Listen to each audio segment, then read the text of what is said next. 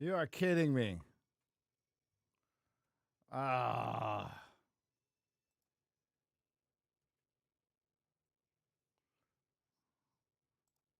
Hold on. We're going to start that all over. Hi. I had to set up my own stream this morning. And let's do this right. You know, it's typical for a 10th anniversary stream. Not kidding. And they've been saying, I just popped in and they've been saying it's been off. Well, we're going to start all over again. Let me, we won't do the commercials, but here we go. 3, 2, 1. You're going to see some clips over again. Woke. Cause we're boring! Hold up. Wait a minute. Something ain't right. You look goofy. Did I ever tell you about Ahsoka Tano? She was your father's exotic teenage alien apprentice, a fine piece of jailbait from a more civilized age. She had the tightest body and the perkiest little breasts in the galaxy, barely legal in most systems. Anakin and I used to double team her at the end of every successful the Clone Wars, and once in a while we'd even have the entire 500 first run a train over her, part of official Jedi training, of course. In time, she learned how to handle a meat saber better than anyone in the Jedi Temple. Your father. That's not the one I wanted. Damn it. Nerdrotic.com.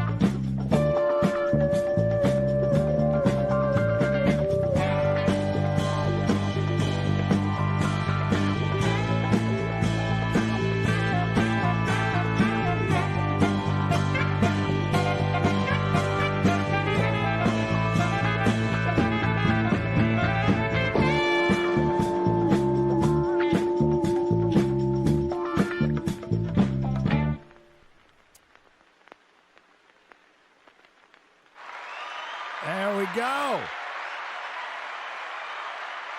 Out of practice running my streams here. Holy shit. But it's appropriate. Hey, X-Ray Girl, if you're out there, I don't know if you got the message that we did want you to participate in this, but I guess she didn't get the message. Maybe she's working. What's up, everybody? What's up? Somehow, some way, this channel made it 10 years. I don't fucking know how. I have no idea how. But started out with, of course, typical audio issues. This one was with Streamlabs. I don't know what the hell's going on, but if I seem low, sorry. This is as loud as it's going to get, so I'll just get all Az on the microphone. Let's see who's here. We got, if I can slow it down a bit. You guys are crazy. Rick Vanderlei. We got Bigra Killer, Yeti RC, Castigan, N Brown, Jay Price, Nick XH, green-haired. Hey, I was just on a green-haired. I just lost it now. God dang it. I was just on the Vets live stream with you. I was on a lot of live streams this weekend. It was great. What's up, Snow Dub? How's it going? It's Cat Press, Ronan the Crusader. Oh my God, you're going so. Burrito Man, Mister, and Ozymandias. Man, they did you dirty. In that Watchmen show. Sailor Mercury, Kenneth, Luke, Thoughts on Fitness with Nigel. You, Me, and the Movies, what's up? And Woo T Bear. It's Woo T Bear. Smooth the DJ. What's up, Nerdrotic? I'm sure Eric's around here somewhere. And everybody else. Welcome to I'm just winging this one. Oh, there she is. I'm gonna keep you in the background for a little bit, X-Ray Girl. While I make up some bullshit and pull it out of my ass, because that's usually how I do a stream. We did some prep on Friday Night Tights. We did like we came up with a bit like about 30 seconds before it started with having Az on, and that was great. What a show! What a week! What a year! What a decade! What a crazy decade! Gappy 10th Annie. Oh, that's Anne. That's an exclamation point. God, did I tell you guys like with the last time I went for an eye test? They said you're done. We can't bump up the prescription anymore. I'm like, well, shit.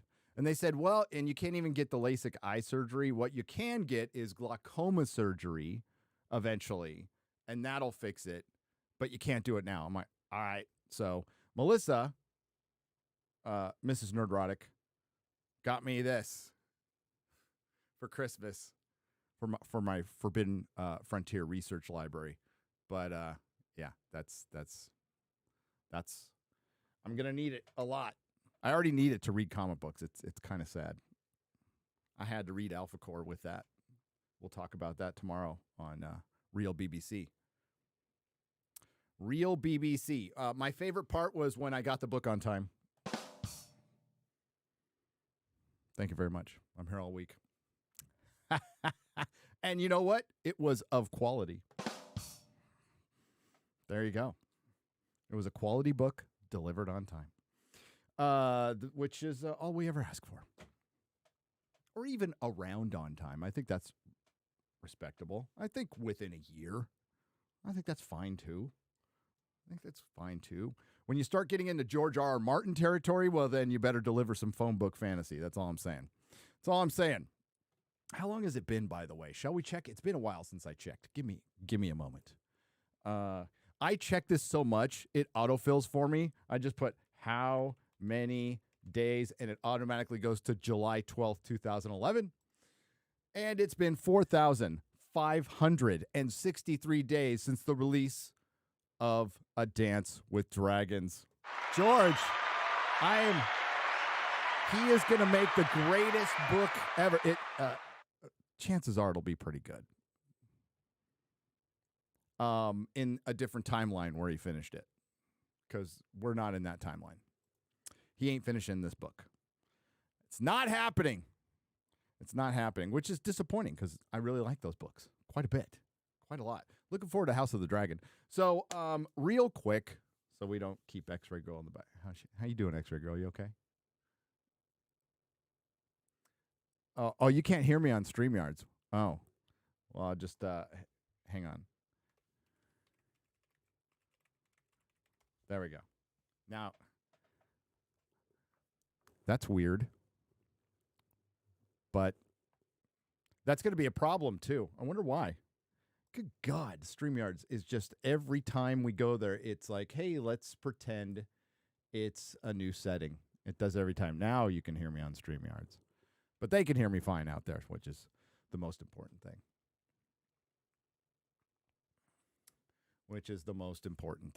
I don't care if you saw that. All right. How did we get here? Well, obviously, lots of training. I am a professional.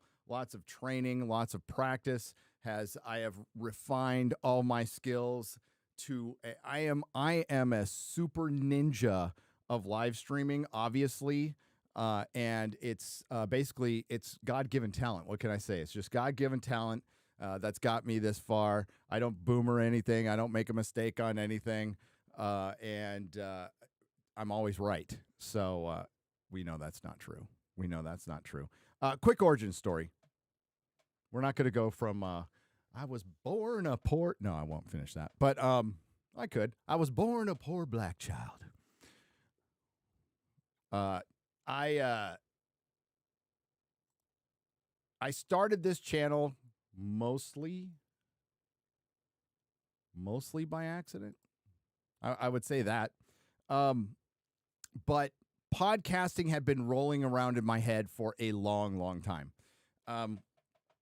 When I was at now I know there's some new people here, but this may come as a shock to a lot of you. I used to own a comic store for 10 years in San Francisco called The Comic Outpost. And I always wanted to make the store more than just a comic store, a newsstand. And that comes from every time I travel to a city, I visit minimum one comic store. I usually try to visit 2 or 3. And I remember going to Vegas one time, and we took a cab. We took a cab off the strip. This is 20 years ago. And I get to a comic store. Took us a half hour to get there. Get to a comic store. It's a newsstand. It's basically a diamond storefront. It's got some new releases, some top 10 trades. You know, there's Watchmen, there's Sin City, blah, blah, blah. There's freaking Scott Pilgrim, blankets, worst fucking thing I've ever read. And fucking blankets, don't get me started on that. Blankets was really, you know, it's really helped out, you know, slice of life, Cal Arts, lesbian on a unicycle fucking fanfic. It's terrible. It's called, you know, it's fucking terrible. I hate all that stuff. But I get out there and there's like literally nothing there. The walls are white. There's no posters on the walls or anything. And maybe the guy didn't have the budget, whatever. But that's what really planted in my head that my comic store needs to be an experience. Like it's not just going there to buy your comics. So I want every square inch covered in comic books, posters, movie banners, comic books, rare items, floor to ceiling. I had action figures hanging from the ceiling.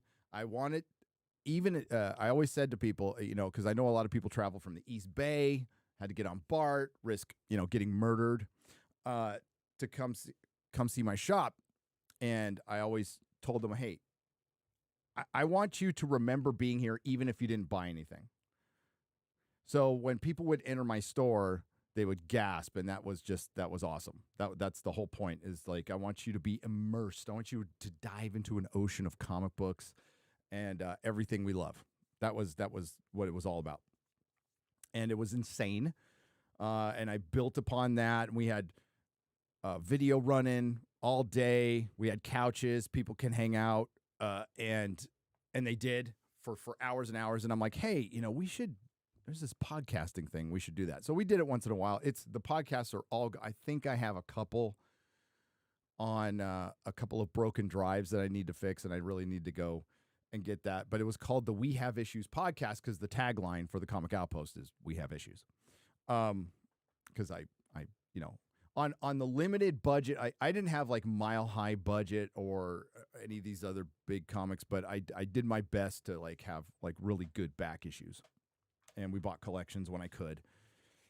And it was always rotating in, and the more you buy, the more you can sell, blah, blah, blah. So we had the We Have Issues podcast. And we did about 10 episodes. Well, I have some video of it too. And it was like Friday Night Tights. There was like 9 of us. It was all my employees, then a couple of regulars at the store. And the one I remember the most that I've talked about a lot was the day Disney bought Marvel. And it was like a complete shock. Like, I hadn't heard it from other comic store owners. Other comic store owners were calling me going, what the fuck? And we called in the troops and had an emergency podcast. I don't know if anybody listened to it. It used to be on, I think the site was called podcast.com, and it went defunct. And when it did, at the time, it took all my episodes. I should have backed more of them up. But I remember us sitting down and talking, and it was a couple hours we were discussing this, and we all came to the conclusion, and this was back then, is like, hey, we'll get some pretty good comic book movies, and the comic books will suffer. Boy, were we right for a little while. And then basically when Disney fully took over, because if you read that MCU book, the seeds were sown of MCU's failure much earlier on, when they were ceding more power to Kevin Feige, when he was a good coordinator of talented people. He's not a very good coordinator of untalented people. But I digress. We did that podcast, and it was always in my head that, hey, I want to have a podcast studio here, and I want to do podcasts. Now, It didn't come to fruition because I went right into relapse and fucked everything up and had to sell the store. You guys have heard that story. And if you haven't, it'll be in the book. It'll be in the book. So we go to January 7th, 2014, which is 10 years and 1 day ago. And I'm depressed. I'm kicked out of my house, so I can't see my kids. I am 10 days sober at that time. I did do a podcast before the first official one with my son, and I was sick. I was just coming down off all this stuff, but I was sick.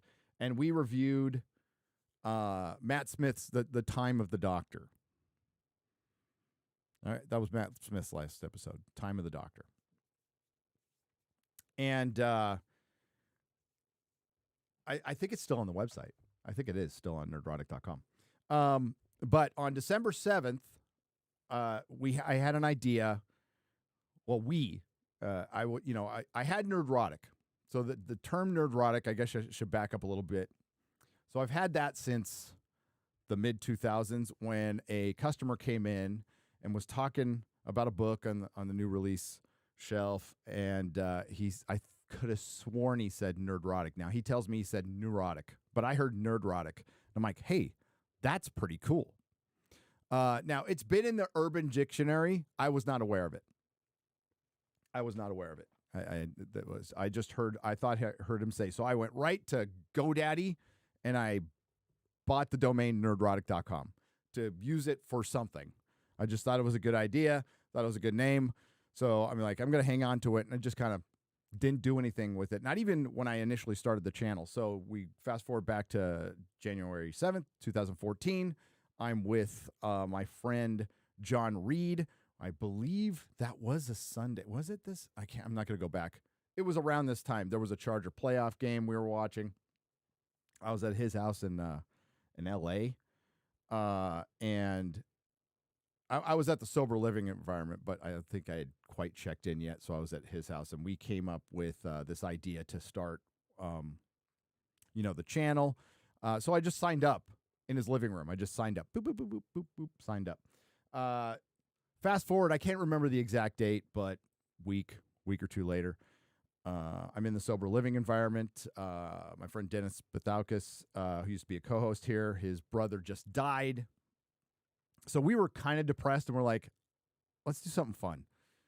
I've got no money, so let's go down to the Starbucks at West Portal, if you're familiar with San Francisco. West Portal's like this little isolated neighborhood with a Muni line stop, and it's like a transfer station, but it's like a little hoity-toity neighborhood, one of many that are sprinkled around San Francisco in between all of the burbs and the horrible parts. It's the way San Francisco is. I mean, it does have like Hunter's Point, but there's a lot of horrible parts like right in the middle of like really rich neighborhoods. They really try to spread the poverty. And we do this podcast, and I do believe we talked about liking Arrow. I think we discussed Superman versus Batman. Probably some Game of Thrones or whatever. About an hour podcast. And that's how it started. So we started out, I think, with one a month, then we went to two a month, and we just, got together and talked about whatever happened in the last 2 weeks. And these were edited, so I would record them on Audacity and then edit them together and throw them up on the podcast site. And then I started backing them up on YouTube. YouTube wasn't even in my mind at this time. Making videos wasn't in my mind. Eventually it led to, my friend John worked with, Rob has a podcast. I guess he's some former Survivor contestant. And he's like, we should do post-show recaps. I'm like, that's a fucking great idea. Let's do it. I like Talking Dead, so let's just do some post-show recaps of everything except for Walking Dead. So we did Game of Thrones. We started out with Westworld. Ash versus Evil Dead, Game of Thrones, American Gods. Those are some of the early ones. The Expanse, eventually. And like they were getting like 300 views, 400 views. I'm like, fuck yeah, dude. At the time, I think 30 subscribers. I think it was under 100. And I was perfectly happy with this hobby because when the one thing I remember is when getting sober, it's that downtime that really leads to relapse. So keep yourself busy and happy. And sometimes it's a struggle through 1 second at a time, 1 minute at a time, 1 hour at a time. So, the two things I did to relapse that were really bad were stop going to meetings, stop going to the gym.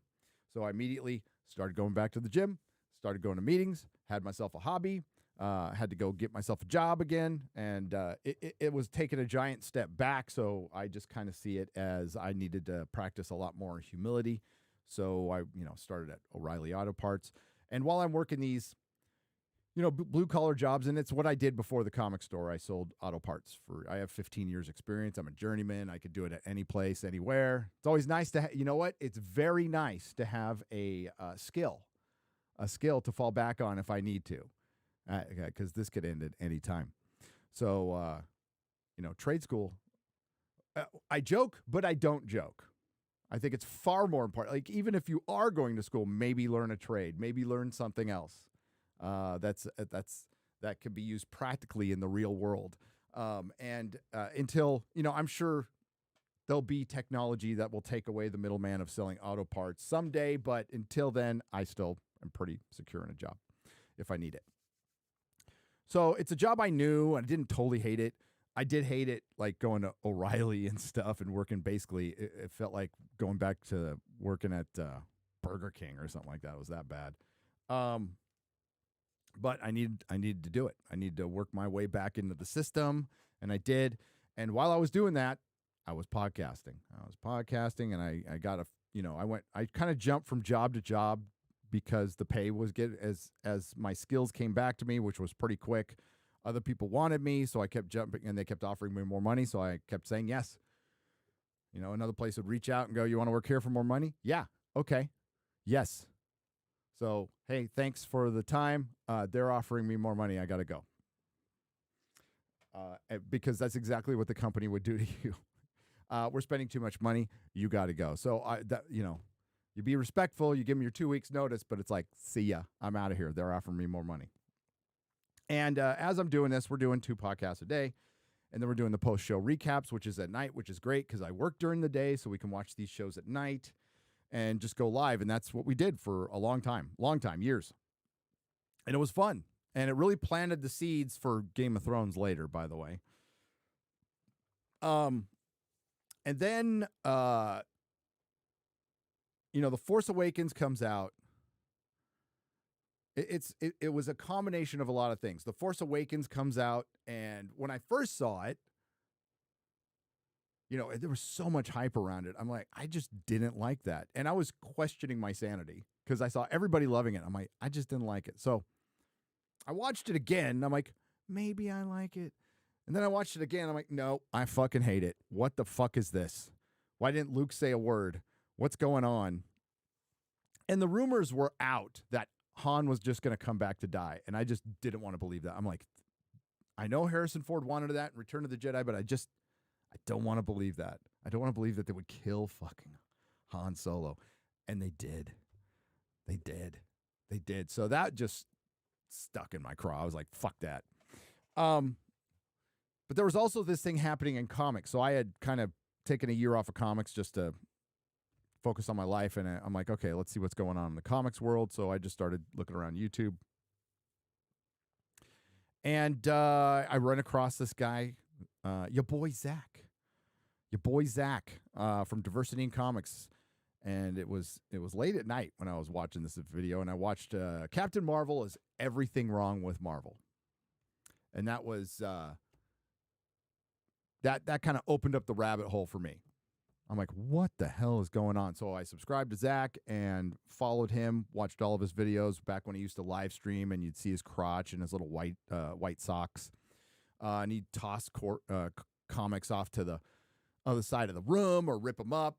And Zach was a big inspiration for this channel. There's been many inspirations, but he was a big inspiration for this channel. So then, of course, we're going to fast forward. Last Jedi happens, and I'm working at Tesla at this time, and videos are just jumping off, and I run across this country bumpkin southerner named Jeremy from Geeks and Gamers, who looked like a total jock. It's like this jock is sitting there talking about Star Wars, but he knows what he's talking about. What the fuck's going on? So I'm watching him. I'm watching your boy Zach. I'm watching Yellow Flash. I'm watching That Umbrella Guy. Like all day at work, because the work was so easy. I would just finish it and then just watch live streams all day. And I did a live stream on The Last Jedi many, many years ago, but I'd say my first foray in is Doctor Who. It was absolutely Doctor Who. When they announced Jodie, my office where I used to, there might still be pictures and videos of it, used to be completely Doctor Who. It used to be a Doctor Who room. I had put all the Marvel stuff and everything kind of in storage or they were in my garage. And I made a Doctor Who room. That day, I ripped it all down. I ripped it all down. Both my kids said, we're not watching anymore. And it pissed me off. So, time passed. I started airing the episodes. And I did a live stream. It did pretty well. And I saw people making videos. And I'm like, well, there's no way I can make videos as fast as Geeks and Gamers, or because I'm working my day job. I can't do it. So screw it. I'll just make a video at night and whatever. And I did a couple of Doctor Who videos. Now there's been like incremental growth. My videos used to be, I would live stream for 10 minutes and end it. And that would be my video. My first one that really popped was The Expanse getting canceled after season 3 before Amazon picked it up and saved The Expanse stuff. But then Culture War started happening with Doctor Who, and I did a couple of Doctor Who videos, and one of them did like 60,000 views, and I'm like, holy shit. And this is, right around 1,000 subs, something like that. And then was just kind of off to the races, and that's where I went. I think my first big live stream was, unfortunately, I was going live that day anyway, but when Stan Lee died. And that's when it started, like, kind of rolling around in my head, especially because the growth was so fast with the Doctor Who stuff. After 4 years of just kind of, just meandering along, the growth was so fast. I'm like, you know what? Opportunities like this don't come along ever. So Melissa and I talked, and I said, hey, what do you think about me? Because I remember Jeremy from the corner going, never quit your day job. Never quit your day job. And he's right. He's right. What I did, probably pretty stupid. I got lucky. But I quit my day job. Melissa was okay with it. I mean, she was making way more money than me. But we also knew that, like, I can get a job probably closer, because I was working at San Rafael. So I was, like, commuting over the Golden Gate Bridge. So that's shit. At the time, $8 to $10 a day, every day, paying a toll, driving 45 minutes. It was nice working outside of the hellhole that is San Francisco. San Rafael's a pretty nice town. But, yeah, so I was like, well, maybe I'll find something closer. But what I'll do is I'll try this YouTube thing for 6 months. If it doesn't work, I'll just go back. And that was I never in my wildest dreams thought the next 6 months would play out like it did. Because the month I quit was by far my best month on YouTube. And within a pretty short period of time, it was equaling my pay from Tesla, which was unbelievable. Unbelievable. Thanks to you guys. So it worked out, and we just focused on that, and I did it on my own for many years. Fast forward, guy named, I'm going to fast forward, like, if you guys are new, the videos are all still there. You fast forward, Doctor Who turned into a giant fucking disaster. Game of Thrones hit. Season 8 was a giant disaster. That's still my most watched live stream to this day. 24,000 live viewers. Was after the Winds of Winter, right? That's what they called it, or Winter Has Come. I can't remember the episode now. So that's how things kind of took off. Things absolutely kind of took off after that, and then the culture war kicked in. Not anything I ever intended on getting into, but as more time passed, it became abundantly clear that old Hollywood used to be, what have you done for me lately? And and no matter how big you were, if you had a couple of bombs, you're done. You're freaking done. And you got to go, and if you're an actor, you got to go do a TV series. If you're a director, you might be done forever. You cost the studio hundreds of millions of dollars. They don't want to touch you. You are radioactive. You are cancer. And that stopped. And it became, I'm going to like something because it politically agrees with me. Taylor Sheridan was on Joe Rogan. I highly recommend you guys watch Taylor Sheridan talk on Joe Rogan. And he pointed this out. They were talking about how, corporate critics are completely useless. And that was it. But it's also the access media, entertainment media, corporate Hollywood, completely useless. But he pointed out that's something we pointed out. Oh, I'm just going to like this movie now, even though we know objectively it's a piece of shit, because it agrees with it. It's confirmation bias. So films started to become what news was becoming, confirmation bias. And we're like, what the hell is going on here? And as time goes on, and we discussed it on all the live streams over the weekend, I think it's a little of both. I think it's an echo chamber that basically turned into a authoritarian environment where if you disagree with them on their politics, you are completely ostracized. And it's also people moving the pieces and relying on the idiots and the morons who are mostly adult pretenders to repeat talking points. And the NPC download.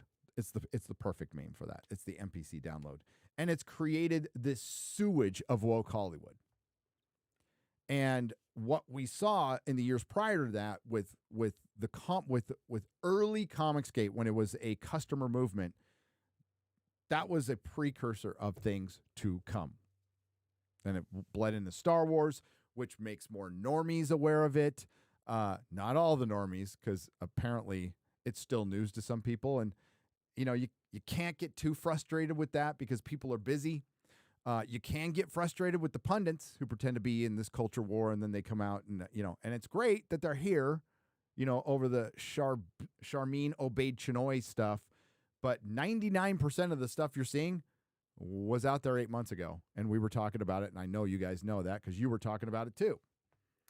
But it is good to see them actually talking about it because it is important. Now, I hope, against hope, that they're not just drive-by commentators and they're looking to ride the wave of the algorithm and piss off. If a few of them still realize that pop culture is culture in America.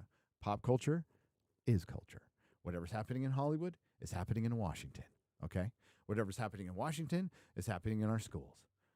What's happening in our schools is happening in our city governments, our local city governments.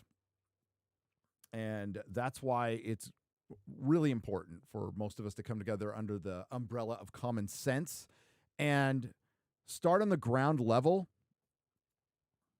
to bring things back to sanity, or we won't. Things aren't going to get brought back to sanity just changing a CEO of a once woke company like Twitter. It's a big part of it. It helps, absolutely, but that's not going to change anything. It's going to help change anything. Changing a president. 4 years. That's not. This is much longer than that. Took much longer to happen. We can't put all our hopes in one guy and one president. Where you can put your hopes in is you, me.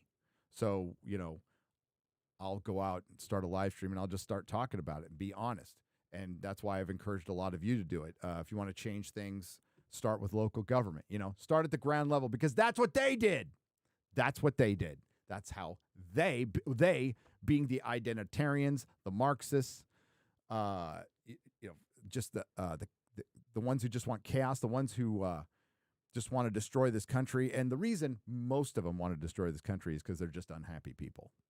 They're just unhappy people who cannot look themselves in the mirror and take any responsibility for anything. That's most of it, unfortunately. We are, unfortunately, most societies in the West now, because they've become so comfortable, are governed and supported, and the people who support them are by cowards. That's what this whole battle has been about. I haven't heard anybody, if you want to be like the Daily Wire and go make some like right-wing entertainment, by all means, that should be out there. I've always wanted balance, right? Nobody's ever asked for those kind of I've never asked for my politics to be in a movie. I like being challenged on some stuff. It's good. But again, Taylor Sheridan talked about this with Joe Rogan. It's about leading to questions, not answers. So he said himself, he's like, I hate walking into a movie and getting fucking preached at and told the answers. What I would like to hear is the questions. The great Blade Runner debate. That's why I hated that was fucking answered by Ridley Scott. What an idiot. Never answer the question of Rick Deckard being a replicant. Never. That's the whole point. The whole point is to debate it. At the end of Total Recall, is it all in his head? Did it really happen? Never answer that question. Never answer that question. That's good storytelling. That's good storytelling. Even from Philip K. Dick, who was an abusive drug addict. But it has been a hell of a ride over the last 10 years. It's been tons of fun. I'm grateful. Hail to the fellowship. That's the best part of this. I was talking to Jeremy a couple of days ago on the phone. And, I was like, man, he actually, that Star Wars video I just did almost didn't come out. Cause I'm like, what new do you say about Disney Star Wars, especially when most of this news is old? But there was a little hook at the end that convinced me. And that's thanks to Jeremy, which was, it really did. I'm glad things played out the way they did, because things wouldn't have changed. Sure, it'd be nice to have good Star Wars and Lord of the Rings and Doctor Who, but fandom will survive. Fandom is surviving this, and actually fandom is starting to come back together now. That's the best part of this. The IPs are going to come and go. There'll be some new stuff. I mean, it is sad that I'm a huge genre fan, and I think genre as a whole is going to bite the dust because so many people have hitched their wagons to sequels and old IPs and haven't adapted new stuff that's good out there and haven't made new stuff. But the best part about this is just seeing the fandom come together, seeing my fellow audience members come together, be it mockery or whatever. And, there are still some good things out there. It's mostly bad, but there's still some good things out there. But seeing the Star Wars fandom's actually kind of healing now. Maybe someday you can bring it back if Disney stops now. But I think that positive outweighs everything else. Is we found each other, we found independent voices. Now it's led to other people starting creating their own stuff, which is brilliant. And that's how independent movements start. That's how they've always started. It's how punk started. It's how the whole hippie movement started. The response to all the stadium rock that was out there for punk, and it was also a fashion thing too. UK's fashion thing. Punk really started in the U.S., but don't tell the Brits. Don't tell the Brits. We don't want to tell them that. But either way, things run in cycles. The only thing that was strange in this point is this: the woke cycle should have run out already, but during the great reset of COVID, Summer of Love, that really that was the first time where I've seen Hollywood force a trend that was clearly against what people wanted so much that it woke more people up to it. I use the word woke. They woke up to the woke. They woke up to the woke. So now they're going to, if they would have just let this cycle die normally, they'd be okay right now. But they didn't. And they're going to continue it. And now it's threatening their entire industry, and they won't admit it. They won't admit it. I saw some of the Golden Globes last night. Boring as fuck. That host was awful. Great. Oppenheimer won. A lot of white people won. A lot of Asian. A lot of Asian. X-Ray Girl's happy because a lot of Asian people won. She won. X-Ray Girl won all the Golden Globes, by the way, just in case you didn't know. X-Ray Girl. Sorry, that was longer in a second, X-Ray Girl. But yeah, I did this channel on my own for a long time. Then Quarter Black reached out to me and said he wanted to work with me, and my response was, "Are you sure? Are you really? I mean, because you work for Steven Crowder, dude. That's kind of awesome." And he said he wanted to get more into the pop culture thing, get out of politics, which I completely understand. So I'm like, sure.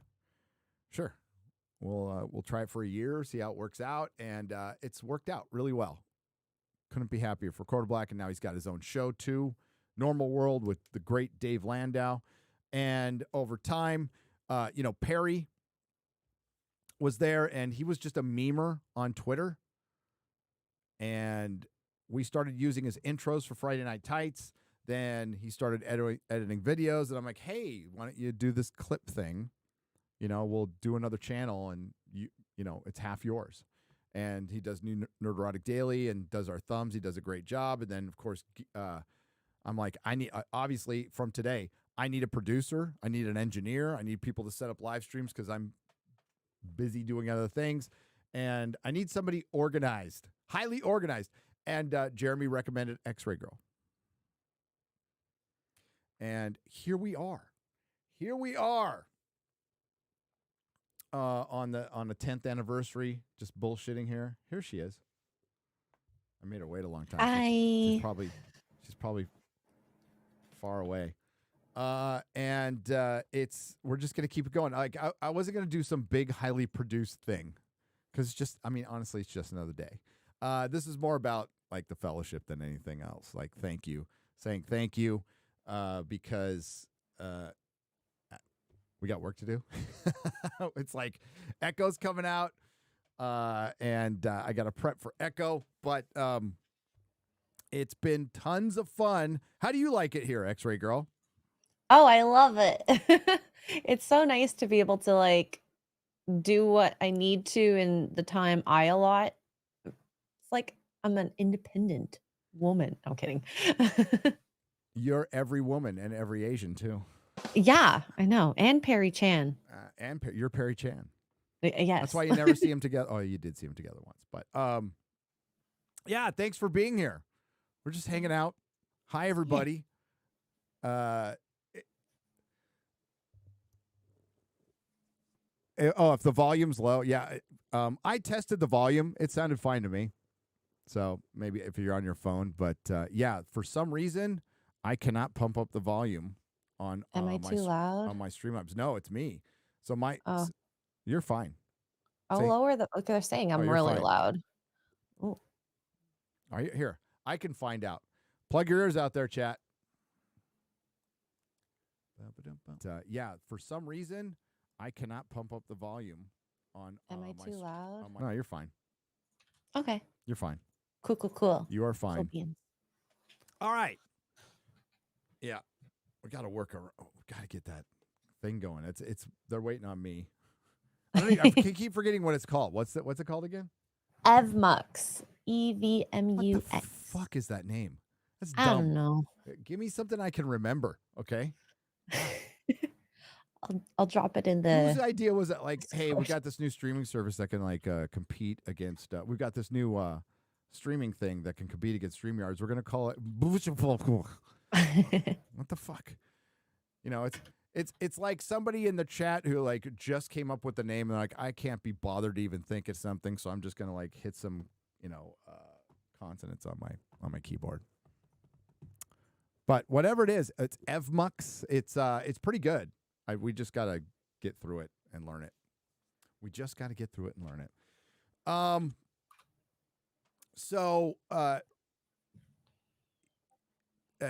don't even want to like the fact that it's 10 years. I can't. It feels like it went so quick. I forgot who said it on Twitter. It feels like 2014 was just a couple of years ago. And that was a good year. We got Guardians of the Galaxy. We got Winter Soldier. Game of Thrones wasn't totally shit. When was season 4? That might have been. Was that season 4? 2011 season. What? Yeah, it was still really good. Game of Thrones was still really good. Things were really good. Things were looking up. We were getting some pretty decent, like Prestige TV was starting out, and they were doing some really interesting things. There was a lot of fun shit to cover, and it went to hell pretty fast, pretty effing fast. Last Jedi, Doctor Who, of course, 2016 happened, and that just broke Hollywood. Absolutely, the TDS broke Hollywood. It's still breaking Hollywood. I kind of marvel at people who can not complain. Like, you don't have to like Trump. Nobody's asking you to like Trump. But if you sit there and say, oh, Joe Biden's this great president, you're fucking high. You're high. He's fucking terrible. He's there. I was alive during the Carter years, okay? I was alive. I remember how, like, sad America was. America was like sad. Like collectively, the country was sad. I remember sitting in gas lines with my mom for 2 hours because the license plate that ended in odd numbers would get one day, and the ones that ended in even numbers would get one day at the gas station, and they were all fucking packed, and they would run out of gas. Of course, later on, we learned this is all manufactured bullshit, but whatever. It was sad times. Biden's worse. Biden is worse. No, we didn't get to sit in gas lines, but yeah, Biden's worse, much worse. It's a very sad time. So it's good that that's waking people up. More people are waking up. But there's, you're never going to be able to fight the people like, I love Daddy Gavin Newsom. It's like, that guy doesn't even have a personality, right? Like he gets his personality programmed every morning and his talking points, and he's set out. I'm surprised people can't like see his strings. He's God, I hate Gavin, and he's always been like that, by the way. Which led me to Texas. Yeah, there's the whole COVID thing. There's the whole COVID thing, and Friday. It's amazing that an entertainment channel, that all these entertainment channels like survived 2020, because when you look back, even with like this year's schedule, which is light, it's still better than 2020, which was just nothing, absolutely nothing. And then it slowly came back, but thank God for Snowflake and Safe Space. And then that's when Friday Night Tights really started. I know. Talked about that for a month. Oh, I lost my shit when I saw that, though. I mean, it's out there. Perry made a clip on it. Because the first thing I thought of was like the comic stores are fucked. We got COVID coming, and then they're putting out this, Daniel Kibblesmith is a millionaire who they probably didn't even pay. He probably bought his way on to do the new Warriors with Snowflake and Safe Space and Internet Gas, and Trailblazer was just a big fat girl. And it was terrible, utterly terrible. We got to talk about it for a month, but I think a lot of live streaming was done during COVID, and that helped a lot of live streamers. Certainly helped Friday Night Tights because, we weren't doing anything. And I'm normally not doing anything on Friday, so that's why we picked it. But if you guys got any questions or anything, I'm just going to ramble. I'm going to read your questions, do some super. This is like an old school nooner, X-Ray Girl. This is how I used to do it. I used to fuck everything up in the beginning and just go. It was so funny. I'm in backstage thinking like, okay, I'm gonna just leave him a message. I'm like, oh wait, they can't even hear me. Let's just go on in. They can hear you. Oh, well, they can't hear you. No. They can hear me. But they couldn't hear the sound from the clips. I had some good ones lined up. I know. I heard them all when I came in the room too. I'm like, oh, it sucks for them. Wait. Yeah. Where is it? I was moving them because we have so many clips in here now. It's kind of ridiculous. I yeah. love that. It's been boring! I think that's my new favorite. Yeah. That's my new As favorite is as well. balls.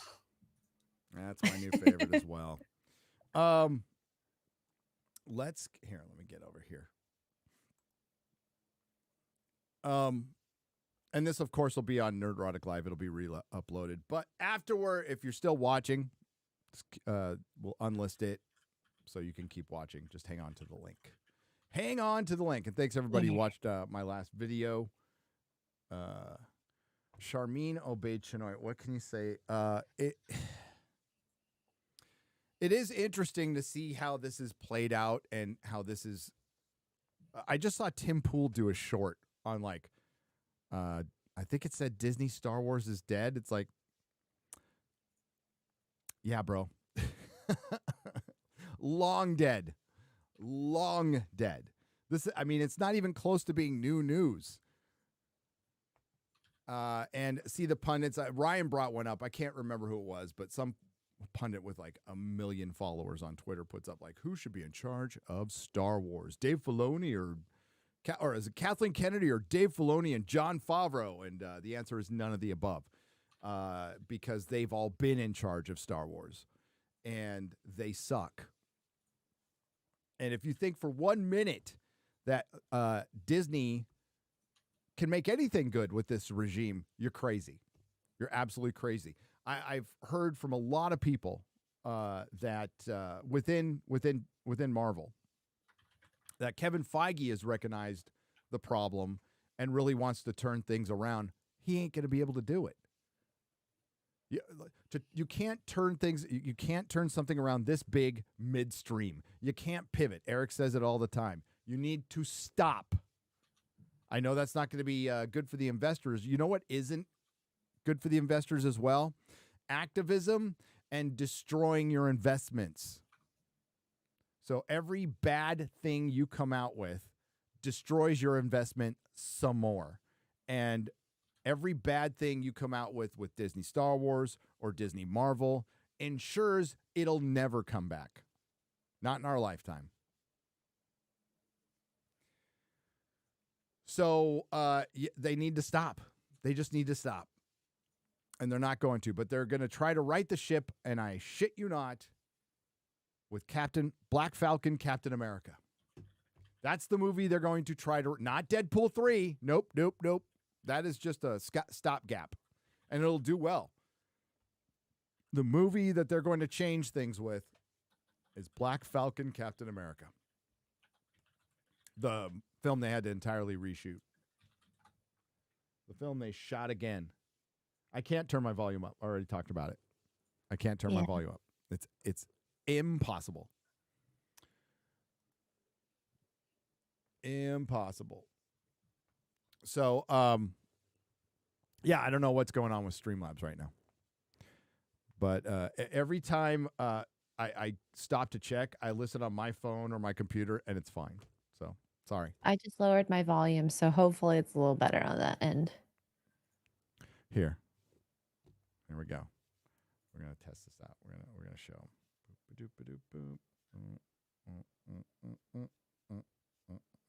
You and Mark do the same thing when you're working. You make little beep boop bop, bop, bop, bop, bop noises. Gotta fill time. You could say something if you want.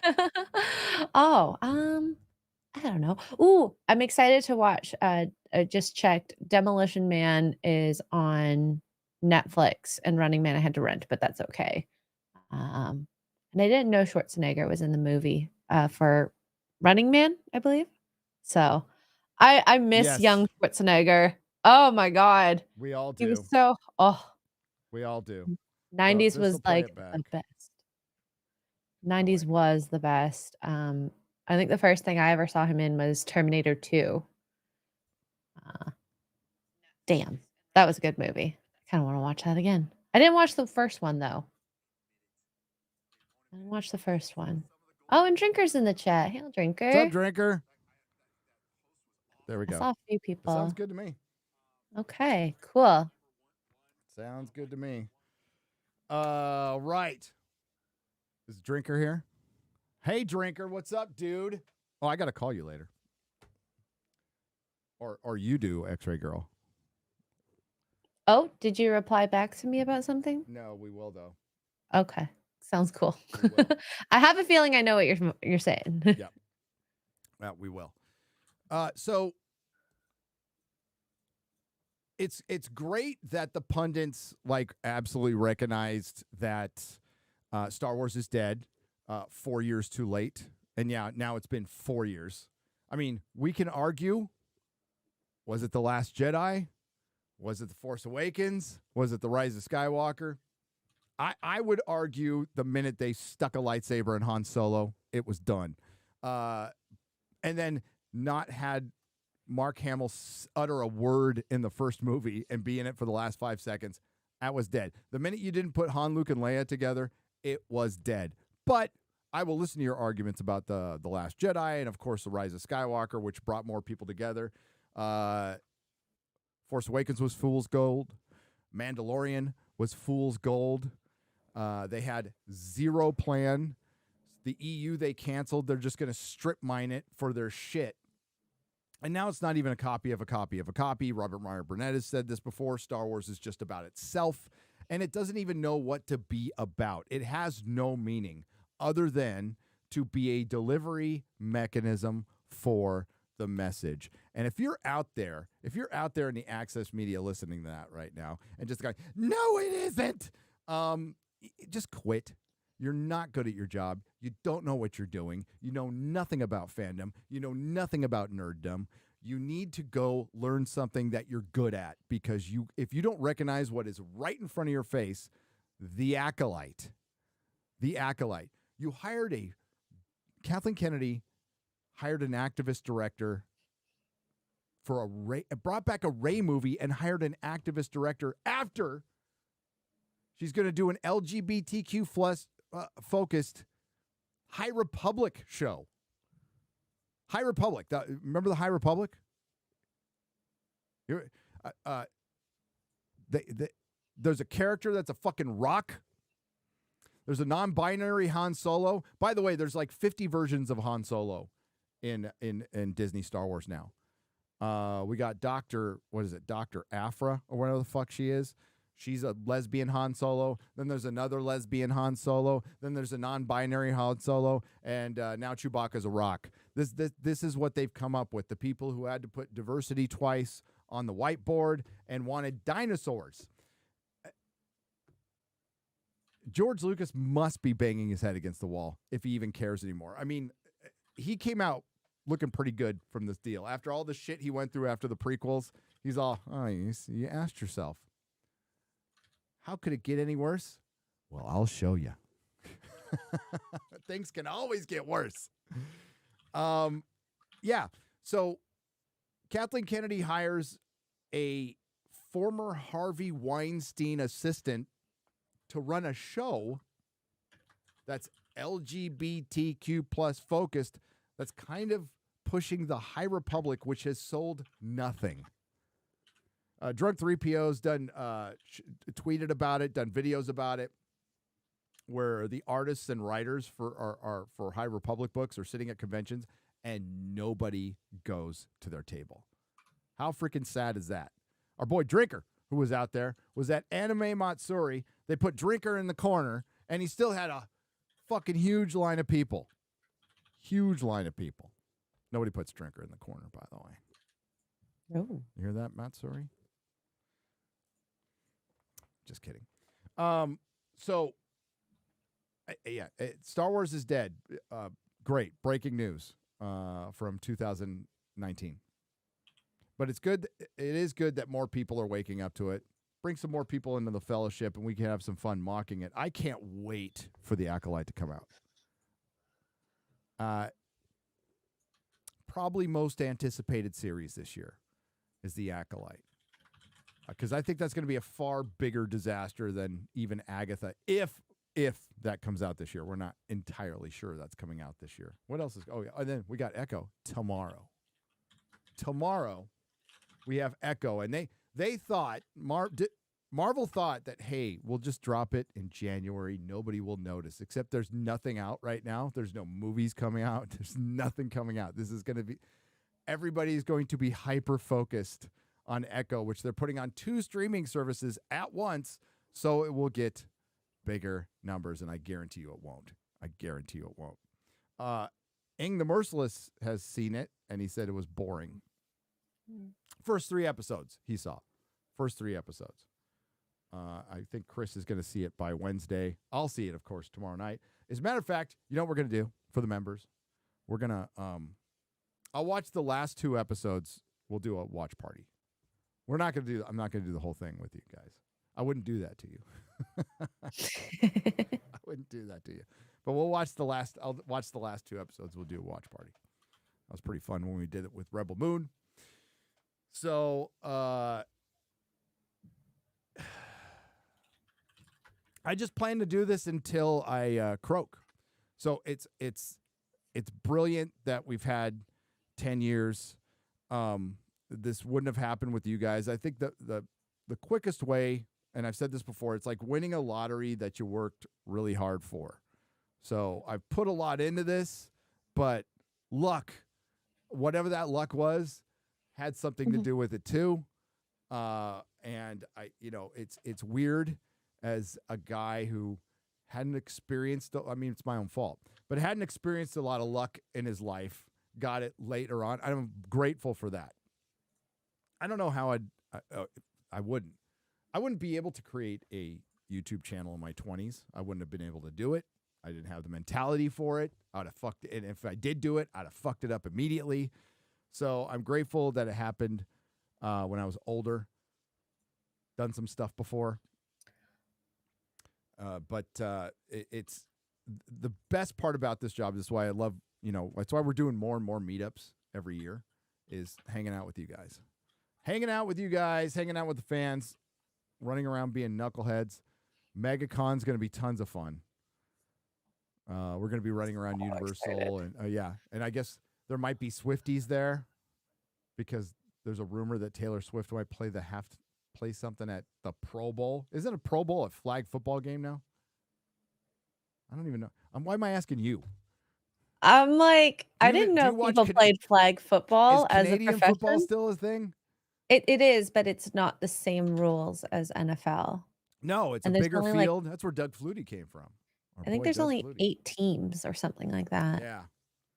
I used to watch Canadian football way back in the day. So Taylor Swift might be at the Pro Bowl. And then there's something else going on. Oh, there's some cheerleading thing going on. And that happened in Anaheim. So I got to prepare everybody for this. WonderCon happened at the same time as a cheerleading competition in Anaheim 7 years ago. It was a fucking nightmare. It was a nightmare. There was no parking. There was angry white soccer moms everywhere.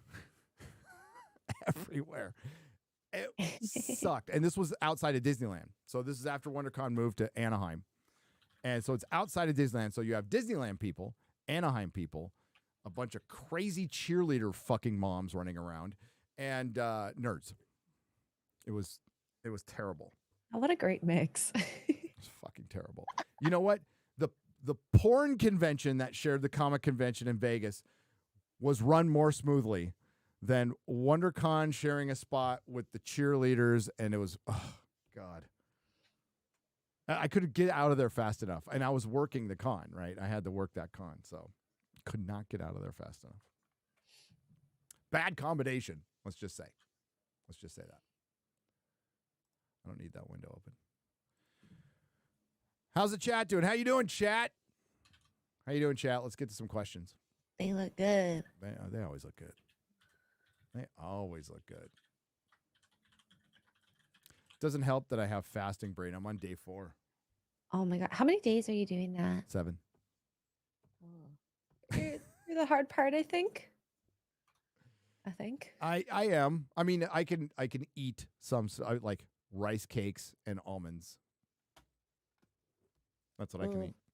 I'm back on keto and it's worked very well. I Feels feel good. Yeah.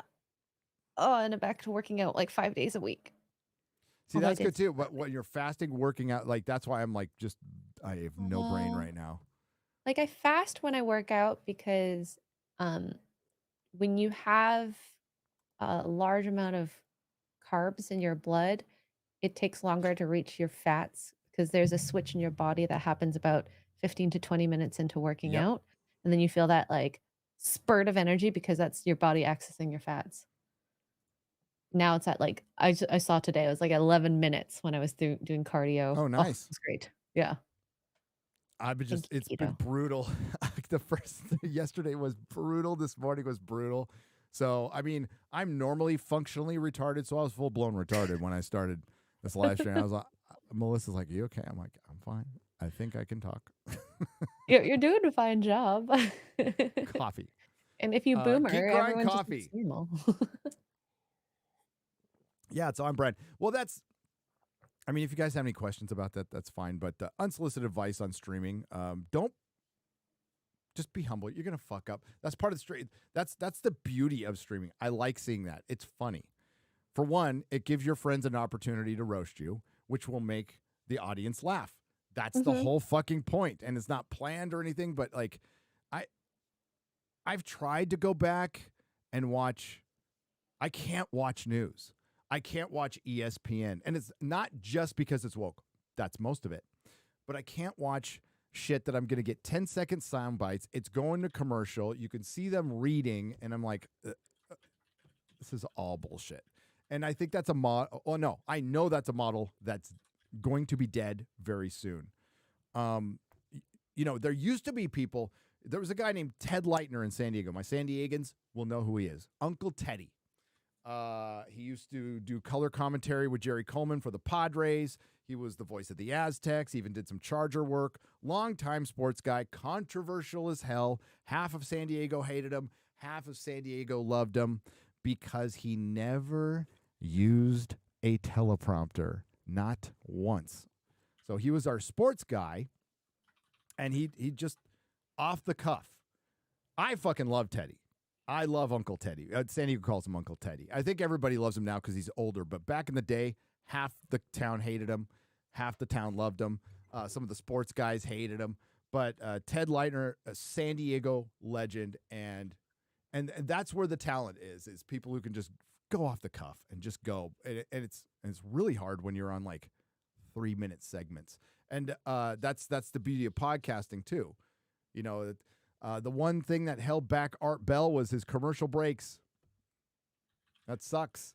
But when he went to do Midnight in the Desert, he kind of gotten around that. But no breaks. We could just go as long as we like. It's great. It's awesome. $20. Wait, I need a name. Goji the King for $20 says, congrats on 10 years, Gary. Glad I got to meet you in Milwaukee. Keep up the good fight, you crazy boomer. Hail the chat. Hail FNT. Hail the fellowship. And hail to another 10 years. Cheers. Well, if I make it, you know, I could have a stroke midstream. I hope not. Keep the stream going if that happens, by the way, X-Ray Girl. Okay. Do it for the grift, I guess. Yeah. Shit. Grift the hell off my death, okay? Well, it's going to happen anyway. Did you know, X-Ray Girl, 100% of all people die? What? True. I had no It's a fact. idea. Dan Vask has gifted 20 Nerdrotic memberships for $100 actual dollars. Wow. Where did he get that? Oh, I know.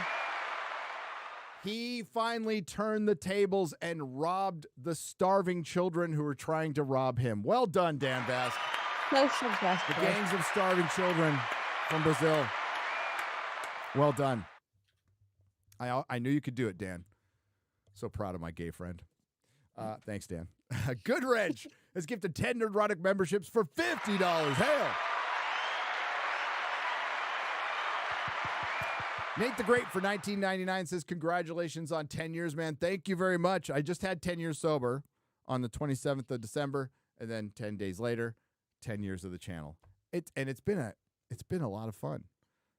December was it was a lot of work, a lot of fun. Got to travel, got to see you up in Wisconsin, X-Ray Girl. That was fun. That meetup was great. Yeah. And then yeah. UK was my favorite, I think. UK was a brilliant trip. I want to go back. I want to go back to Clarkson's farm. I want to see more castles. I want to spend way more time in the country. I don't know if I could skip London altogether and Me I'd too. be fine. Yeah. Like I could just never go back to London. Like we'll land in Heathrow and bail and go see everything else. Maybe we could stay in like Oxford or Bath. I want to stay in an actual castle. Yes. Yes. Ian so forth for 50 British pounds proper money. Wait. Sorry. Congrats on a decade, Gary. Onwards. Cheers. And yeah, it's the grind, but it wasn't that's the term. The grind is the term. It never feels like it. If it starts feeling like a grind for me, I always said this in the comic store too, then maybe it's time to either radically change things or try something new. If it starts to feel like a grind, because most importantly, like this needs to be fun. That's why we go on those trips.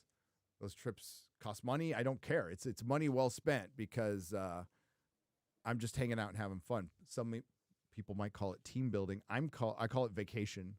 I think it's important to take breaks, to avoid like burnout's real. Take breaks. I've put myself in a position to where I don't have to make a video every day. I wouldn't want to. There's for me, I'd rather put more time into like one. Drinker does one video a week roughly. I do one video a week. Mahler does one every 5 years, and it gets 18 million views. It's just how you build your channel. Like Ryan can do. I think he told me the number. Sorry if I got this wrong, Ryan, but I think he said 90 videos. 90. He is a machine. All right. But he's got the talent to do that quick. I could never do that. I could never, ever do what Ryan does. Cause and it's not like I wouldn't want to do it. I don't have the ability to do what Ryan does. I don't understand how he doesn't edit his videos. It's insane. Yeah. Cause he doesn't need to. Yeah. He records them on live streams now. It's kind of brilliant. So, but everybody does things differently. I started out live streaming, so that kind of set up the channel within the algorithm for live stream, so it's more used to it than possibly other channels. I'm not sure. Can't say how they react, but yeah, I think it's really good. After I do a video, I don't bug Garrett or Perry for a couple days. Just like let them chill, and that way we have a good balance. But when we do get to working on a video or a live stream, it's go time, and you could be working 2 hours, 3 hours, or 14, or 16, or an entire day. But they know that, and they're fine with it, because the trade-off is, hey, I get a couple, 3 days, sometimes a week of just nothing. So I don't know. I'm not a micromanager, am I? I'm not bugging you guys. God, I usually have to bother you if I need something. Yeah, I kind of like. Well, you guys are really self-motivated. That's pretty important. I saw Shad, go check out a video. Shad, if you're in kind of the Melbourne area of Australia, he's looking for an in-house editor, which means you need to be able to go to work. You got to be kind of close, and he makes that crystal clear. He can't do anything. He have an employee. But he was talking about, self-motivators. I am blessed with self-motivators. All three of you. Worked out somehow. It's great. Just completely lucky. It was so hard to find those at the comic store, you wouldn't even know. I think out of the 10 employees I hired at the comic store, 4 of them were self-motivators. Like really, really fucking great. 2 of them were made managers immediately. because they were so good at it. The other ones, it's like I had to always, I hate, some people like this. I fucking hate telling people what to do and then repeating myself like over. I mean, I will in a live stream, but like instructions, I can't stand it. And I don't have to do it at all with these guys. So I'm grateful for you. Thank you. Josh Kelsey, who said something last night on Forbidden Frontier. So you can type the letters other than your name, Josh, but just drops $19.99, walks away like he always does. He's Chad. Duke Devil 95 has given 10 Nerdrotic memberships for $50. Thank you, brother.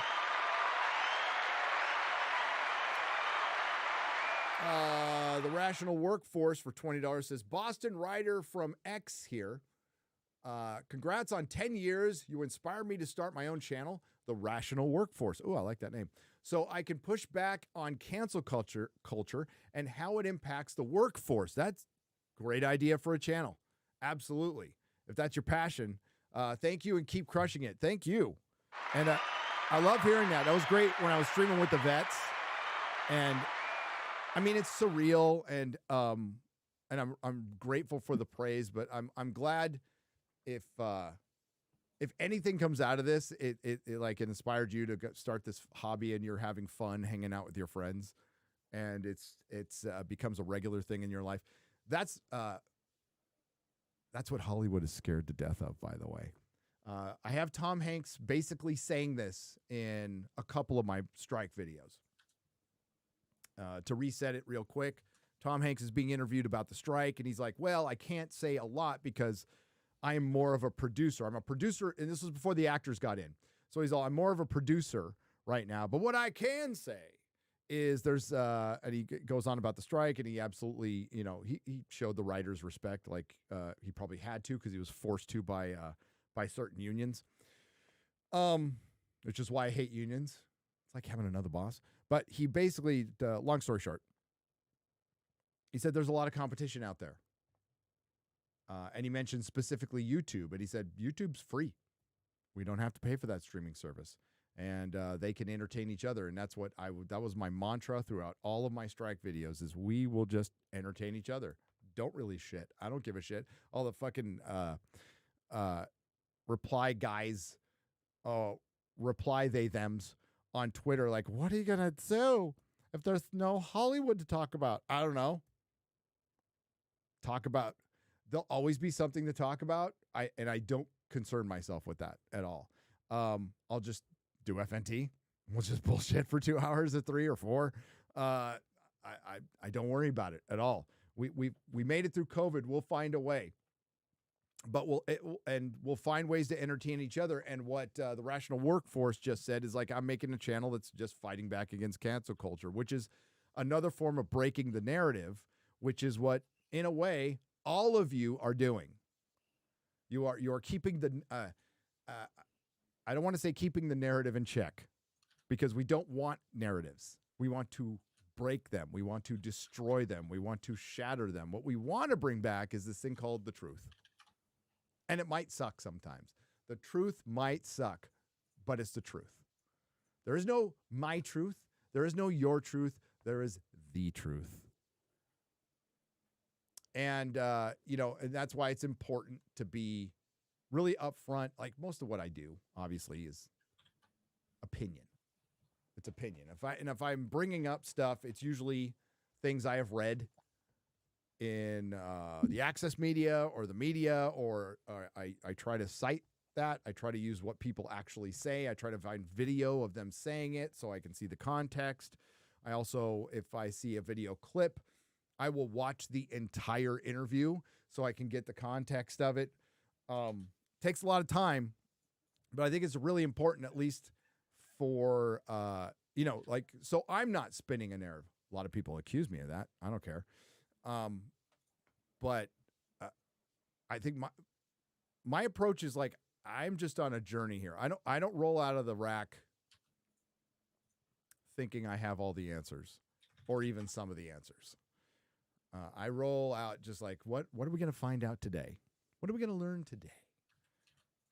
And I just It doesn't help. That's why when the right-wing pundits were out there sharing that stuff around about Disney Star Wars, and some of it was very old news and really out of context, it's important to point that out.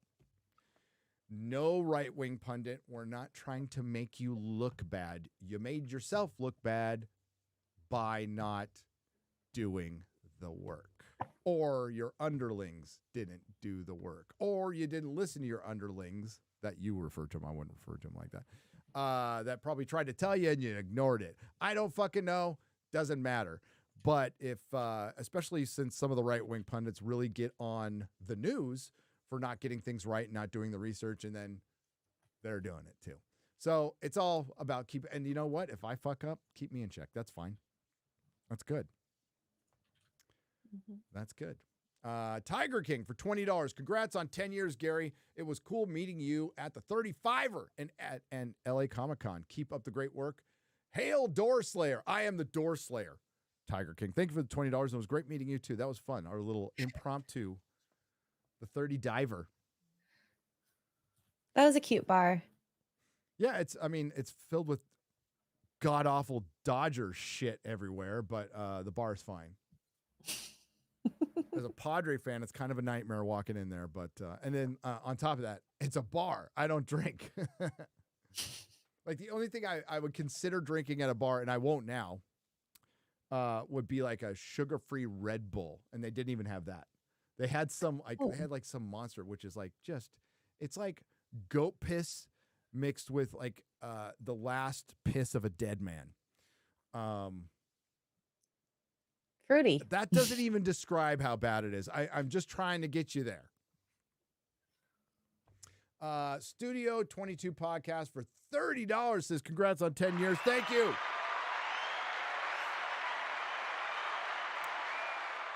No, like I hate California. I saw Chrissy and Lila. They went to the zoo with Star Wars girl. And I'm seeing them like go like all around my hometown, and I'm like, I don't miss any of it. I don't miss it at all. Weather's nice. And the one thing I say about California is your prison has the most beautiful weather. It's still in California, but there's pockets of it that are nice, and one of them is Pasadena. Pasadena's pretty chill.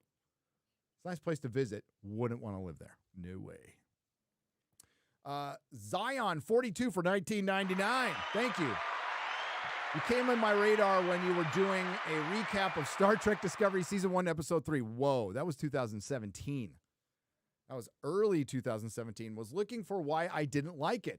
I had always liked Star Trek, and like you with Star Wars The Force Awakens, I was questioning if it was me, and you were interacting with the chat. I was. It was a lot easier back then. But I went live, and I hated it. And it was because it just wasn't Star Trek. And Sonequa Martin Green is not a great actor, but like her being a captain of a starship in Star Trek, like, okay. I had no problem with that. No Star Trek fan. Not a single fucking Star Trek fan had a problem with a black woman being a captain of it. They did it already. It was brief, but they did it. It's Star Trek. We're like, yeah, who cares? We have a problem making her space Jesus and usurping other people's stories and being the problem with, and Sonequa Martin Green should have fought against this. Because it could have changed Star Trek. It would have been maybe a little better. I have no faith because Alex Kurtzman's a fucking hack. But making her make her a character that we could like, but who cares? No, what people mainly had a problem with, killing Han Solo and fucking over Luke Skywalker. That's what people had a problem with. And it was fighting these fucking narratives that these fans hate women and they're racist. And it's like, well, what you're talking about Star Trek fans here. Star Trek fans. Okay. Not even Star Wars fans. Star Trek fans. You're calling them racist because there's that huge Ku Klux Klan fucking contingent of Star Trek fans that, you know what? Their favorite part was when Kirk kissed Uhura. They had a watch party back in the 60s with their little pointy hats on. Now get the fuck out of here. I don't know if Drinker's still out there, but I saw his response to R&B's tweet. Uhura was fucking hot, okay? Oh, that picture? Oh. She looked really good. She was hot. Every kid who watched Star Trek knew she was hot. She was hot. Bookmark for 25 British pounds. Proper money. Congratulations on a decade. Here's to another. Cheers. Thank you very much. I appreciate it. Dakota Stanton for $20. Been watching since 2016. Yes, you have. Oh, The Gifted. I remember The Gifted. The X-Men show reviews. Congrats, Gary. Thank you. Thanks for sticking. I don't even remember those reviews. Like, you know what? There were some parts of that show I actually liked. There were. It didn't make it. But, yeah, it's hard to believe. Probably most of you are like, what? What's The Gifted? It was an X-Men show on Fox with this stupid fucking name. Like, hey, let's have an X-Men show and not call it X-Men. You could call it X-Men The Gifted. Oh. And it's Yeah, never heard of got, that. what's his name from True Blood? It's Suki. Suki. He's in it. And, Amy Acker's in it. From Angel. Yeah, it had some pretty interesting stuff for a little while. I mean, the 2016 stuff was in there too, but I mean, I didn't totally hate the show, but it wasn't good. It was just weird. It was weird, but it was in that little brief amount of time where Fox kind of figured out the X-Men for a minute. Like, X-Men First Class. We got X-Men First Class, Days of Future Past, Deadpool, and the first 2 seasons of Legion are probably the best X-Men. I mean, Singer's X-Men 2 and X-Men, those were good too. But I mean, like, really, other than, hey, we put on Hollywood's version of an X-Men and it didn't totally suck because we liked the cast, although it wasn't comic accurate at all. And it was their first try, and I think people's expectations were lower. But once Fox had it and then kind of fucked it up, they kind of refigured it out. And for a brief little pocket of time, we got some really entertaining shit that Marvel will never equal. Ever, ever, ever equal. I mean, the best thing they did was Deadpool. And for me to say that is tough because you don't know that X-Ray Girl while you're laughing at Super Chats. I don't like Deadpool, the comic character. I don't. I think it's a Deathstroke ripoff, fourth wall breaking stuff. I think it's good for comic relief. Reading comic after comic of that just gets fucking tiresome, and it does for the fandom too. Deadpool would come and go. I mean, props on Rob Liefeld. Seems like a really cool guy. Worst artist of the whole Image group still, but seems like a pretty good guy. And props on him for creating the one guy who created the character that like just became iconic, and one of the very few new Marvel creations that kind of broke out and became iconic. I know a lot of people like him, but just never liked him very much as a comic character. That being said, fucking love the movie. Absolutely love that movie. That was great. It's got Gina in it. Gina Carano. Have you seen Deadpool, X-Ray Girl? Yes. Oh my God. I have. But that's just because so Ryan proud of Reynolds is in it. He's so beautiful. No, it is a great, great movie. Don't get me wrong. One of the best superhero movies ever made. And they got Colossus right. I was like, oh shit. Look at that. Proper Colossus. Ozymandias. I did that long because there's a capital S. 21 for $21.94. Gary, my man, happy 10th. Here is my first donation. Couldn't be happier that it's on such a special occasion. Well, thank you. We will not be gentle. Wait. And there, I will be. Oh, I won't be.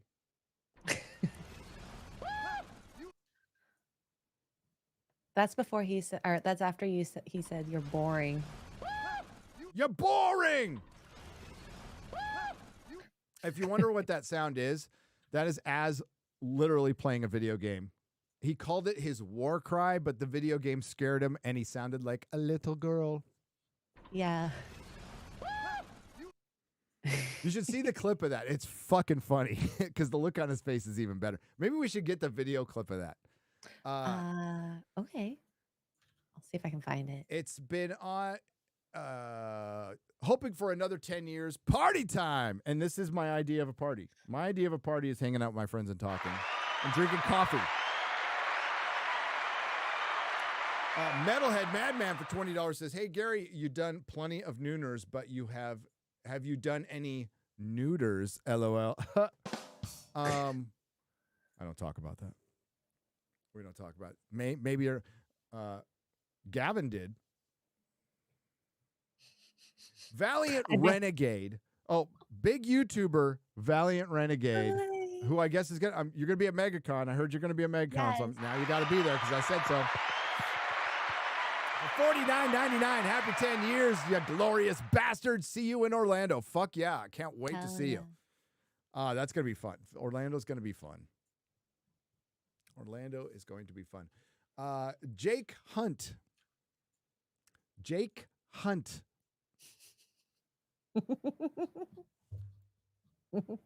Jake Hunt.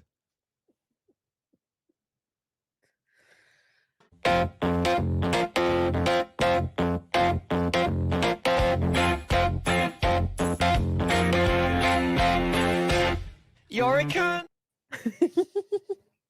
I love that. I don't know who did that. That is so wonderful. Jake Hunt for $19.99 says, "Hail Gary." It says, "Hail Gray" and chat, but I think it's Gary. You know what? It's better than forgetting the R. You know what I'm saying? I think that's why a lot of Garys put double R in their name, even though it sounds like Cecil saying my name. Gary. Gary. Hey, Gary. Anybody from New York calls me Gary. All right. Gary. Oh. I had a neighbor when I was a little kid who was that whole family was from Jersey, so they'd always call me Gary. It's Gary. 2 R's, 1 R. It's supposed to be 1 R. I'm starting my physical media collection. Oh, good. I want to enjoy my 4K Lord of the Rings extended movies to the fullest. My current Sony player freezes a lot. What 4K Blu-rayer would you recommend? I got to figure out what we have. So my home theater, I will get that answer for you. Let's see if, hang on. Does the PlayStation play in 4K? Or the Xbox? The PlayStation 5, maybe. I don't know. I would get a specific player. Let me see if what about LegalZoom? I just read reviews a lot, No, and I I'm Google sorry, everything. Oh, okay. People are saying PlayStation does. PS5 probably does. does play 4K. I'd get a dedicated player. Mine, I do believe, is Sony. I just don't know what kind of Sony it is. I've never had a freezing problem. Is it only happening with that disc? Because it could be the disc. Oh, that'd be sad. That would be sad. But usually I bought my own stuff, and I would set up my own surround system. It's very, as a man, I had to do that. I wasn't going to hire people to do that. But as a gift for moving and all this stuff, Melissa, it was basically like my birthday present. She set up a media room with we've got like little popcorn things and a couch, and it's a theater. Like it's a little mini theater, and it's the screen is huge. I can't even remember. 125 inches. It's fucking massive. It's big. Sound is perfect. And I haven't had a problem. The only thing that's a bummer about that is I can't fix it now. Like I'm afraid I'll fuck something up, so we'd have to call somebody in, which is just holy shit. I don't know if I could do that as a grown man. I don't know if could you help me set up my audio system? So I'd probably fuck up just trying to figure it out myself. But all the wiring's like in the walls now and stuff. I'll find out if Mel's out there and she can come answer. George Orwell for 1999. Happy 10th anniversary, Gary. Look forward to many more. Cheers. Thank you. Mistwolf TR for 200 Czechoslovakian pesos. I bonded with my dad over Star Wars. He took me to all the prequel openings. Good dad. We went to TFA opening together. Coming down the escalator from the theater, he said, "How could they kill Han?" Never went to see Star Wars after that. I wouldn't either. Like, I don't care how much Harrison Ford wanted that. Have him, like, if he doesn't want to be in it anymore, have him ride off into the sunset. Or at least, if you're going to kill him, make it epic. Not, I'm going to walk into a fucking lightsaber. Jar Jar's a hack, and I'm glad his career's fucking ruined. TX Lib for 1999. Hail! Been here since House of the Dragon. Hail! Love that. Can't wait for it to come back. You inspired me to start making videos since entertainment is in the gutter nowadays. Got my first 90,000 view video after 5 videos. That's awesome. And now I'm motivated. If I can get a shout out, I'd appreciate it. What's the name of it? Is it TX Lib? What's the name of your channel? Is that it? X-Ray Girl? I think it's TX Lib, unless TX LIB. TX Lib. Was it a House of the Dragon video? Yeah, getting 90. Like we did George's first live stream yesterday, and it's fucking incredible how fast he grew. He got shout outs in the beginning, but we've talked about this a million times. That helps you get to like 1,000, but they don't really help after that. They start to help. Is that a good way to put it? They can get some people there, but you got to keep them there. It's up to me to keep them there when I got shout outs. It's up to you to keep them there. And that's incredible. That's great. Because I didn't have a 100,000 view video for years and years. I mean, I haven't been YouTubing for 10 years. There's been a channel for 10 years. I've been podcasting for 10 years, but I've only been like really like YouTubing in the sense of I make videos like late 2018. Lynn Jones. What's up, Lynn, for $20? Hail, Lynn. Yeah. Hail to you. Congrats on 10 years from Kelly and me. Say hi to Kelly. Looking forward to another 10. They're a great couple. Lynn Jones is the boss and wife of comic book legend Kelly Jones. Kelly Jones. Thank you, Lynn. She's awesome. David Harvey has gifted 10 Nerdrotic memberships for 50.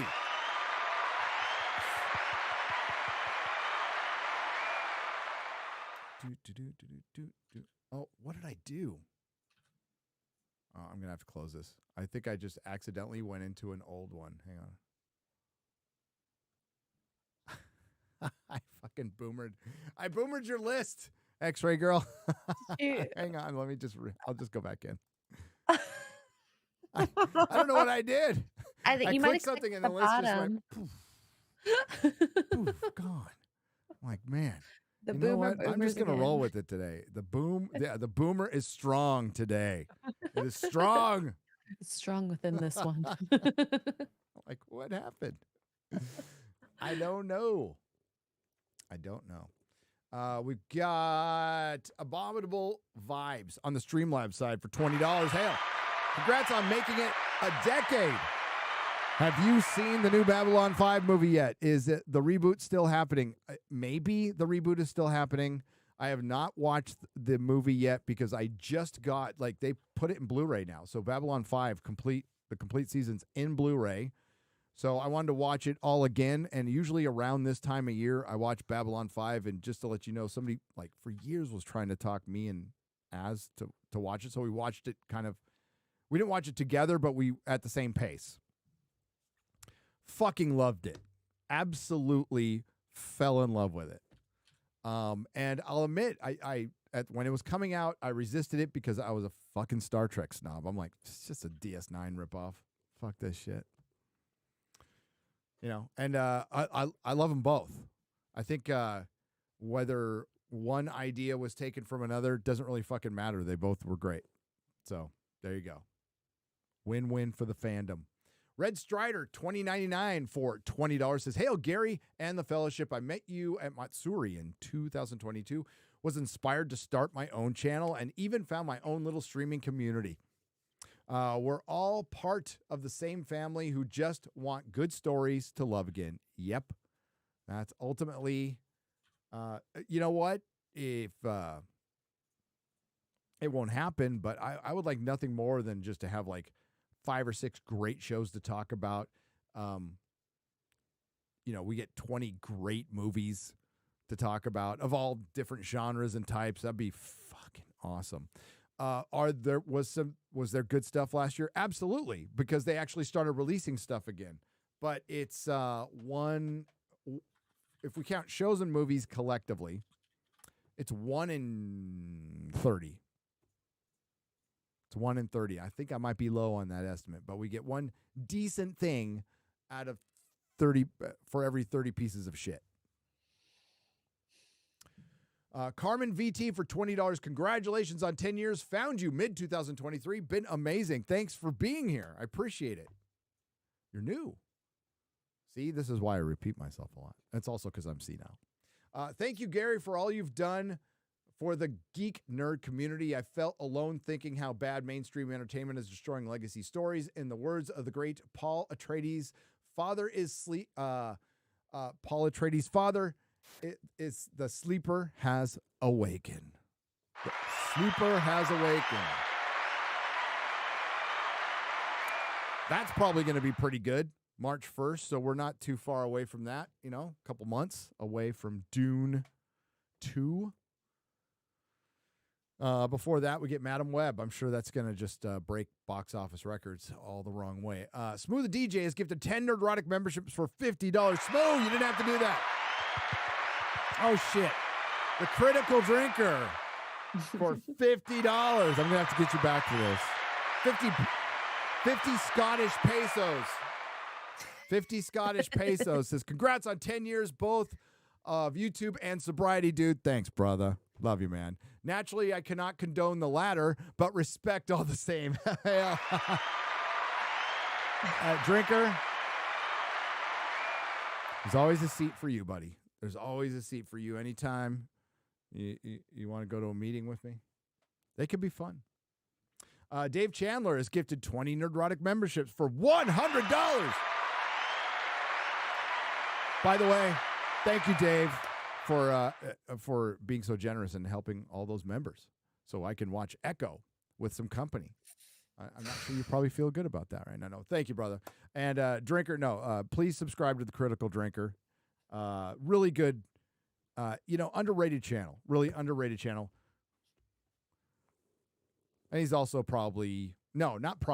he is also the single most legitimate film critic right now. The number one critic is the Critical Drinker. Not even close. Number one. Vets Talking for $19.99. So surreal to see you celebrating 10 years on YouTube just 2 days after you were on the Vets Talking to celebrate our 1 year. Also, happy you could see that we are just as dysfunctional. Congrats on 10 years of YouTube and sobriety. Thank you. Oh, I had no doubt you were dysfunctional. And I was not disappointed. And I felt at home. I did. Carrie Lawson for $19.99 to the next 10 years. Cheers. There were Carrie, X-Ray Girl, everybody out there. There were 10 years ago, it was just about getting past the next 10 minutes. There was a lot of days filled with a lot of hours. It was just about, I need to go 10 minutes. Just 10 minutes. And it gets better. It gets better because, man, it sucked. I can't even put into words how much it sucked. But it's the same with like eating. If you have a problem with eating or exercising, just get to the next minute and the next minute and the next minute. It becomes a habit after that. Like, I can't imagine not going to the gym. And I think it's Like I now have some home gym stuff because I go to Planet Fitness. I go to Planet Fitness because it's convenient. And it's also empty in the middle of the day. And it's not filled with a bunch of chicks filming themselves. And it's just regular people, right? So, but I've got some stuff at home now that I want to use at home. But I think it's really important, especially if you're in recovery. Even if you have a home gym, don't use it. Do not use the home gym. Sign up to a gym. Planet Fitness, something affordable, whatever. And make it a habit to make it a ritual to get up, put on your gym clothes, have a cup of coffee or whatever, go to the gym. And make it, even if you're just going to fucking walk on a treadmill, and there's nothing wrong with that, for 30 minutes, do that. That's a great habit. It's good for your brain. And then like get in that habit and do it until it becomes a habit, until where I can't imagine not doing it. Then maybe you can go to the home equipment. I think the home equipment is too easy. That's easier to blow off than going to the gym. That, in my experience. Mm-hmm. The home stuff is way easier to blow off than going to the gym. It shouldn't be, but it is. Brett Allard has gifted 10 Nerdrotic memberships for $50. Thank you. Echo, tomorrow night, late. It's going to be late, so we'll get a lot of Australians. Every time we're like at 10 or 11, we get a lot of Australians, which is great. But it'll be like midnight or something like that, because I think it airs 8 here. And we're only doing the last 2 episodes. Hopefully they're 20 minutes. I hope they're like cartoon length. The shorter, the better. The shorter, the better. And I never usually say that. No, you're a size queen. Smooth the DJ for €50. Thank you, Smooth. 10 years, huh? Kind of wish I found your channel 5 years ago. Oh, well. Here's to many more. Much love to you, brother. Hail to the chat, the 199 and the 9.9, ladies. Hey. Go tit and God fucking speed. Yes. Hail Razor.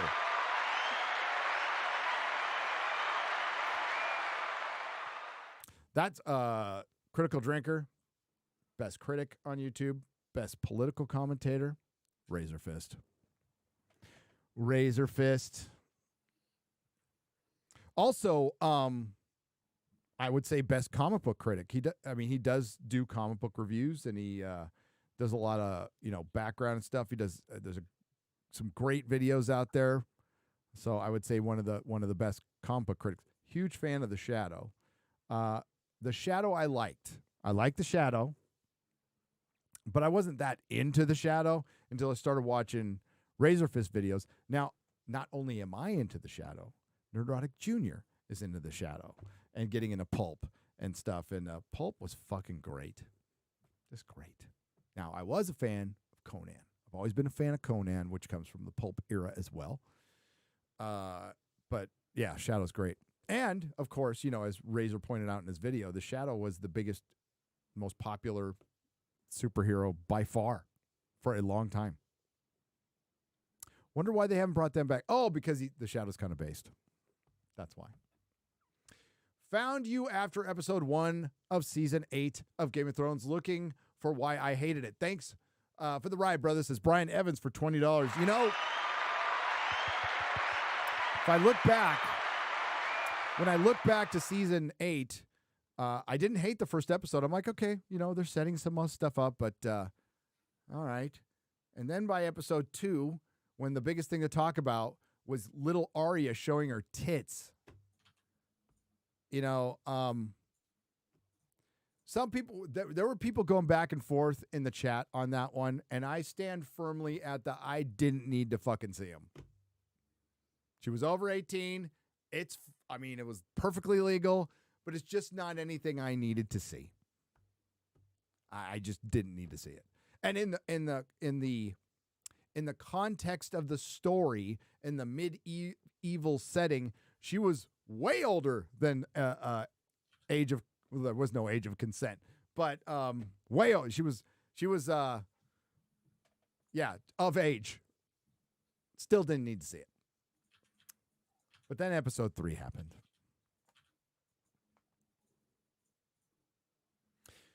what family was it again? It was my God, my brain is farting now. But the end of the episode I liked when Tormund got there and they saw that the White Walkers had been there and all the body parts were in the spiral. I'm like, okay, that's cool.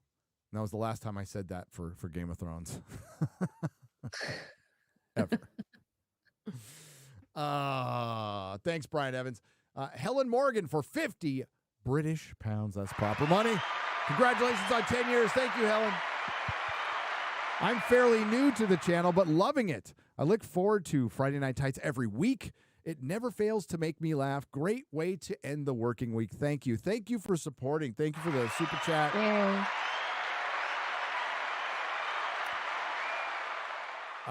I know you're laughing at us, and we are completely okay with that. Not laughing with us, laughing at us, and we deserve it. Especially as. How do I say this name? Kuhaku. Kuhaku. Well, you're Asian. You can pronounce this stuff. I can't. For 1999 British pounds. Dude, I was on. Hail the fellowship. Congrats to 10 years, Gary, and all of the team at Nerdrotic. It makes my day tuning in and hearing and seeing common sense, and it makes me hopeful for the future. Cheers. Thank you. Yeah, you know what? You guys do the same for us. It's reciprocal. Believe me. So Az and I were on. I jumped on the Film Threat Golden Globe watch party last night for like the last hour after our marathon and awesome Forbidden Frontier with Luke Caverns. That was a good show last night. It was so fun. Went almost 4 hours. And I jump on, and like Az and I just immediately started getting fucking racist. It was so funny with the jokes, like because all the white people were winning. But it was Alan. It was Alan who said, "The white people." I quote tweeted him. Hang on, I'll tell you exactly what Alan Ng said. No, I quote tweeted him. It says, "White people had a supreme night on the Golden Globes." Oh no! Oh, and then K-Ray girl, Kira, but she was calling herself K-Ray girl. When I got in there, I'm like, "What's up, X-Ray girl?" And then Polly, the Latino slant, started doing a cracker count of how many white people were winning. Oh, and then no. she started eating crackers. And it just descended at that point. It was so fucking good. And that's the kind of, like, nobody's getting fucking upset. We were just having a good time. But the two women who were there are like, they host a Hollywood show. They're like hosts, like real life hosts. And Az and I just didn't care. We were going at, it was pretty fun. And Chris, of course, I was repeating bad jokes from Chris that he had made earlier on when I wasn't there. So it's almost like finishing your sentences. I mean, it's super gay, but it was a good live stream. It was fun to be there. Very nice. One day I'll meet K-Ray girl. Yeah, if we ever go to LA again. Oh, LA Comic-Con probably. Matthew Hammond for $19.99. Thank you, Matthew. I'm sorry that the woke people destroyed all of your favorite franchises. You have 10 seasons of Stargate SG-1. Oh, they just haven't gotten around to it, Matthew. Yeah. And 5 seasons of Stargate Atlantis to enjoy. They figure out SG-1 in the second half of season 1. That's usually when they figure out a show. I have no problem with. I've seen a lot of season 1s, Matthew. I don't have a problem with Stargate season 1. There's like a couple of wacky episodes, but I like Buffy season 1. It's wacky. It's got one of the better villains, but it's wacky. Moab Jam Audio's gifted 5 Nerdrotic memberships for $25. Thank you very much. Big Worm for 20 says, "Hail Gary, hail chat, hail the fellowship. Found you back in Discovery season 2. Oh, I found that I wasn't crazy. New Trek was trash. Star Wars was trash, but I found tons of great stuff because of you and others. 10 more years. Live long and prosper. Live long and prosper, brother." We found each other. You Drinker referred to this in on Twitter. Like when the Ray movie comes out, it's going to launch 1,000 YouTube careers. And like when Disney, you know what entertainment Disney Star Wars provides now? It's unintentional entertainment. They make a dumb move, or I could just say a move. They make an announcement. They make a move. It's just naturally dumb. It's just naturally the wrong thing to do, but it spawns so much great YouTube content. So once I saw that going around, I'm like, oh, we're going to get some good videos. And I get all,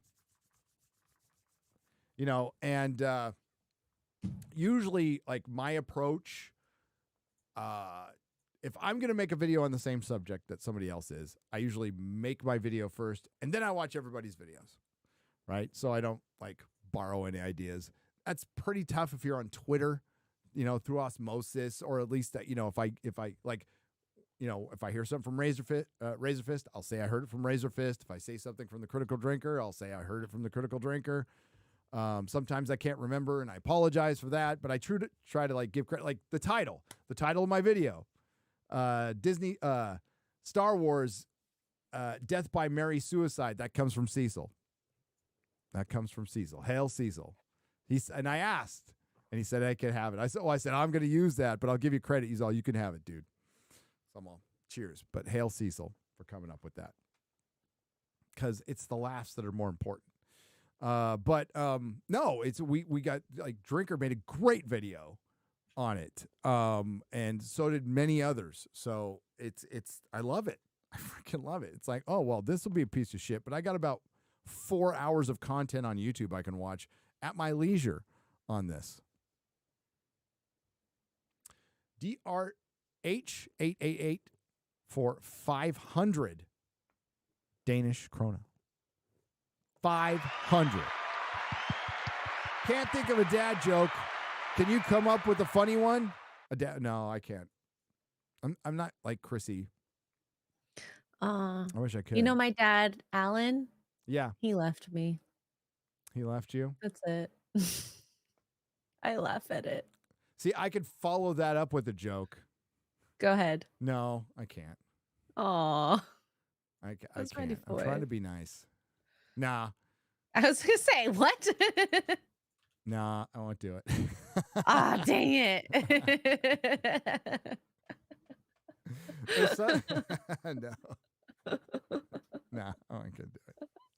It would have been. It feels really weird. Really bad. Okay. Angmar WK for $19.99.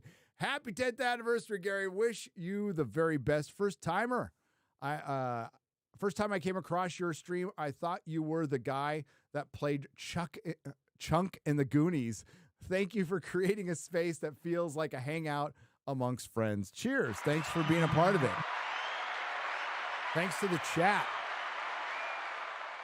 The chat does like their own separate show, and it's equally part of the show. That's why it kills me. I've bitched to YouTube, and I don't know if anybody's mentioned it to their partner managers, but I have multiple times. And if much bigger YouTubers would do it, I think it was changed. They have the technology to keep the chat. If you have to, clip a thing out for copyright strike, anytime you make any change to your live stream, it just blanks the chat. That's bullshit. That's fucking bullshit. So, they have the ability to keep the chat up. So I've made it my personal mission to get that fixed, because I fucking hate losing the chat for Friday Night Tights. If we have to cut out a copyright clip or we're blocked or something like that, you snip it out. They're much faster at it. It doesn't take like 24 hours anymore. It takes like a couple hours. But then the chat's gone. Vapor Trails for $49.99. The amount of victory in your life is inspirational to see how much things can turn around. Cheers. I appreciate that.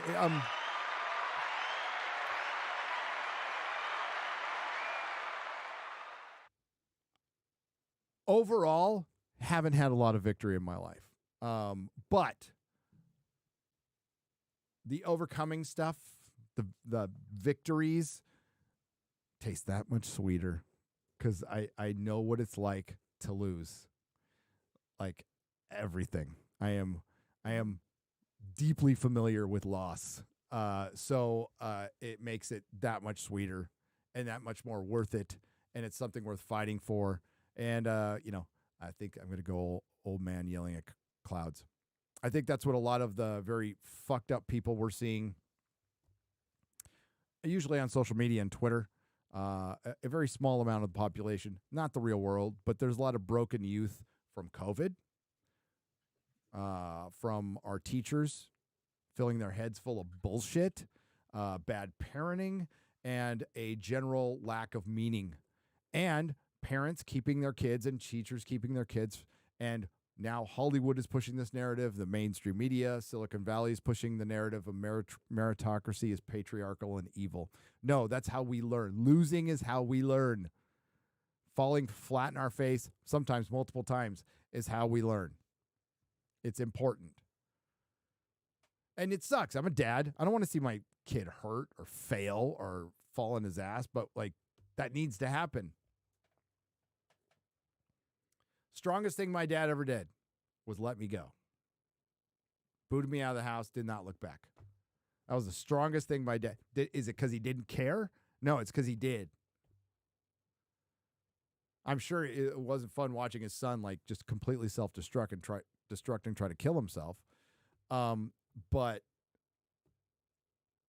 that, I mean, my dad was old school. That's what, it's like, all right, you got this shit figured out. Go figure it out.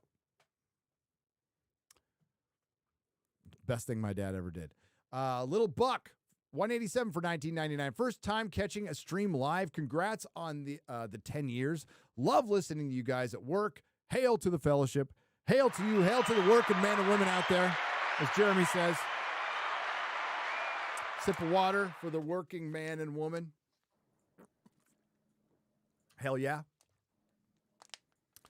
That was me. Right? Like I came from chats. That's where I came from. Nina mentioned that last time that she came from like our sphere's chat, but I came from the chat. I've known Comics Division in the YouTube sphere the longest because Comics Division and I became friends in diversity in comics in Zach's live streams when he did live streams. And I love comics. Even Captain Cummings, when he was still doing stuff and talking about comics, but way back in the day, Comics Division and I were always in the chat. Always in the chat. So yeah. And I was again. I sent Tug. Tug says this. I sent Tug his first super chat. What? Yep. And I sent Yellow Flash. It wasn't his first, but it was like in his first 10. Because I remember when he got monetized, and I sent them their first super chat to support those guys. Because they were great, lots of fun. They knew their comic books. It was fun. Little Tug would bring on his daughter's probably older now, but like he'd bring on his little daughter to talk once in a while. Really cute, yeah, it was fun. I loved Zach doesn't like live streaming because I love Richard. I really do. I still watch all of his videos. I love Richard. Little neurotic, so am I. Neurotic recognizes neurotic. It does. Not nerdrotic, neurotic. Not erotic, neurotic. Lasled for $19.99. Congratulations on 10 years in all aspects of your life and YouTube. I first saw you on the High Council. Oh my God, yeah, with Jeremy, EVS, and Jeff from World Class Bullshitters. Thank you for the fellowship, for your opinions, and your hope. Cheers. That was many moons ago. I had just hit 40,000 subscribers. I think they just announced Robert Pattinson as Batman, and we roasted him for like an hour, I think. I think it was that show. Maybe it was on another. I remember being on the High Council and roasting Robert Pattinson. That was pretty fun. We were just looking up pictures of him in a dress. You know what? He wasn't the worst thing in the Batman, okay? I'll say that. He's not anywhere near my favorite Batman. I think if he bulked up a little more, he could be a good Batman, but he won't. But I think he should. I think if he bulked up, he doesn't have to, like, Batman does not have to be fucking, like Reacher, okay? Like Christian Bale body. Yeah, just be in vibes. shape. I just think if he bulked up a little bit more, but he's not even in my top 3 Batman at all. And the ending of that movie fucking sucked. The beginning, the first 15 minutes, chef's kiss. Love it. Absolutely love the first 15, 20 minutes of that movie. And the soundtrack is great. I own it. Electrify 928 for $10. Remember 10, 10, 3, 2, 1. Damn world. I do. I remember Y2K too. People really thought that was a thing. You know who didn't? Me. I never thought that would be a thing. Fear the Tardo for $5. Oh, we love Fear the Tardo. Happy birthday, Reggie. Look old for 10. That okay, Tardo, that age mentally. So still can be Reggie's friend. Lock it in, yay. Yay. I don't know why he calls me Reggie, but whatever. I mean, I'm the fact that Better he can than Gary. the fact that he can type is good. Better than Gary. Bras Monkey it's bras, not like braziers. Bras. Or is it braziers? Is it braziers? I don't know. Porn aficionados? Is it braziers? I don't know. Brazier. Bras Monkey for $10. Happy 10th anniversary. Thank you. Yeah. Matthew Hammond for $4.99. It is appropriate that Gary is late to his own anniversary and the volume is muted. And like, honestly, wasn't trying to do it. Actually, that was a authentic boomerang on my side.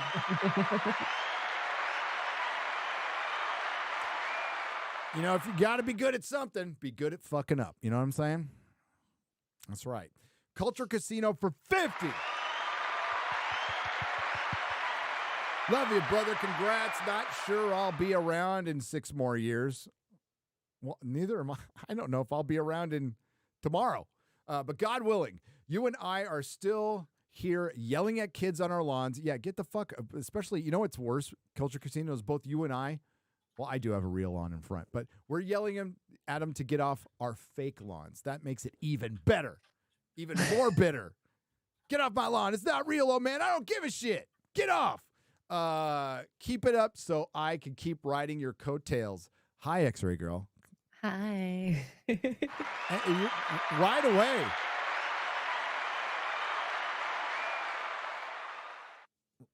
Right away. It's fine. Oh, I saw your lettering in your thumbnail. Well done. Do it. Listen, when I develop the comic store, when I develop this channel, when I develop anything creativity, I need inspiration. And that's what I mean, again, unsolicited advice just from my point of view as one guy who creates content creator who's like, honestly, I'll say approaching 1 million. I'm like on the lower middle class income of YouTube in the grand scheme of things, right? Because there's Mr. Beast and there's PewDiePie and there's fucking huge, huge channels. I'll never achieve that kind of growth. Totally cool with it. But I draw inspiration. So what inspired the one word on my thumbnail? Charlie from Emergency Awesome. He used to do it. He used to put like, what the fuck? I'm like, that looks good. I changed it by framing it differently. So what inspired my thumbnails? Well, you frame it like an interview. If you've ever studied to be a videographer or a cinematographer, but if you've ever set up an interview, you have somebody.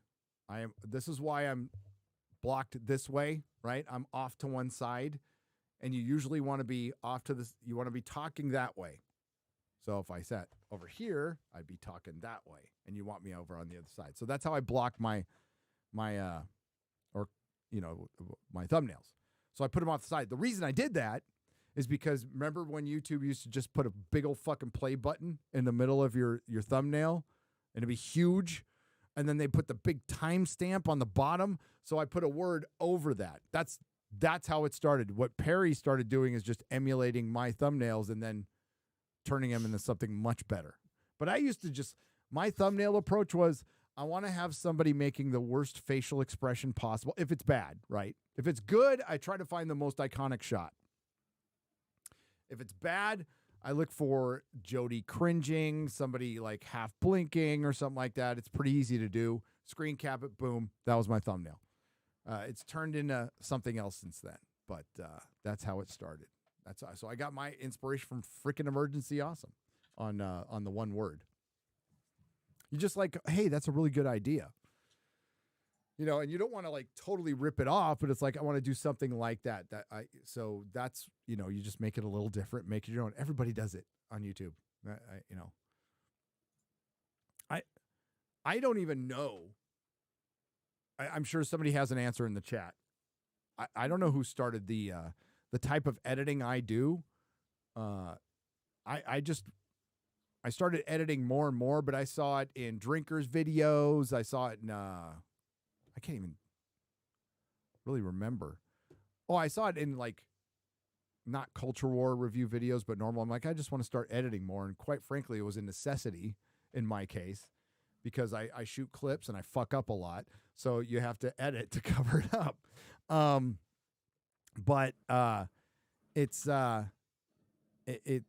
Yeah, I don't know. I don't even know who started that on YouTube. Again, the chat might have the answer for that. I do not know. Somebody had to. Happy 10th, Gary. Been a hell of a ride with you so far. Don't ever change, please. Snowflame. Oh, Scottish nerd for 10 British pounds. Remember Snowflame? Snowflame is an actual DC character, X-Ray Girl. It's a DC comic book character. And in a comic book, he did say, cocaine is my god, and I am the instrument of its will. Oh. Yep. I would love, you know what? I found one once and didn't buy it, and I regret it ever since. There was a custom-made Mego Snowflame, and I should have fucking bought it. Scottish nerd, thank you. Somebody did send me a mini-mate.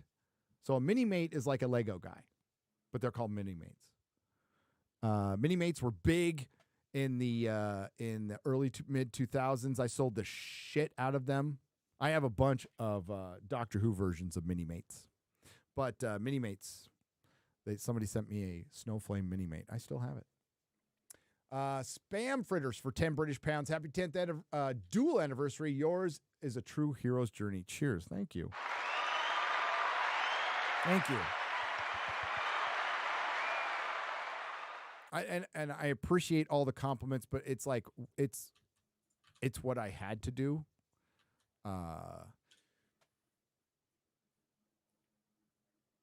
When you get sober, you're supposed to get. When I get sober, I'll use my I statements. I have to get sober for me, and my sobriety has to come before absolutely everything. My wife, my kids, my dogs, my friends, this channel. Sobriety comes first. It's absolutely, because without it, I lose all that shit. It's hard to get your mind around that, especially when you don't feel like you're worth it. So in the beginning, I didn't get sober for me. I did not. And it's not really a way to go. But I got sober for my kids and my wife. That's what I got sober for. And then it became about me. But I didn't think I was worth it. But then it became about me. But so I see the hero's journey, and I know you're being nice. I think it's what I'm supposed to do. It's what I'm supposed to be. It's like, my wife had a great line where I was like really proud of myself. I'm going to go pick up my kid today. And she's like, what do you want, a fucking trophy for doing what you're supposed to do, Dad?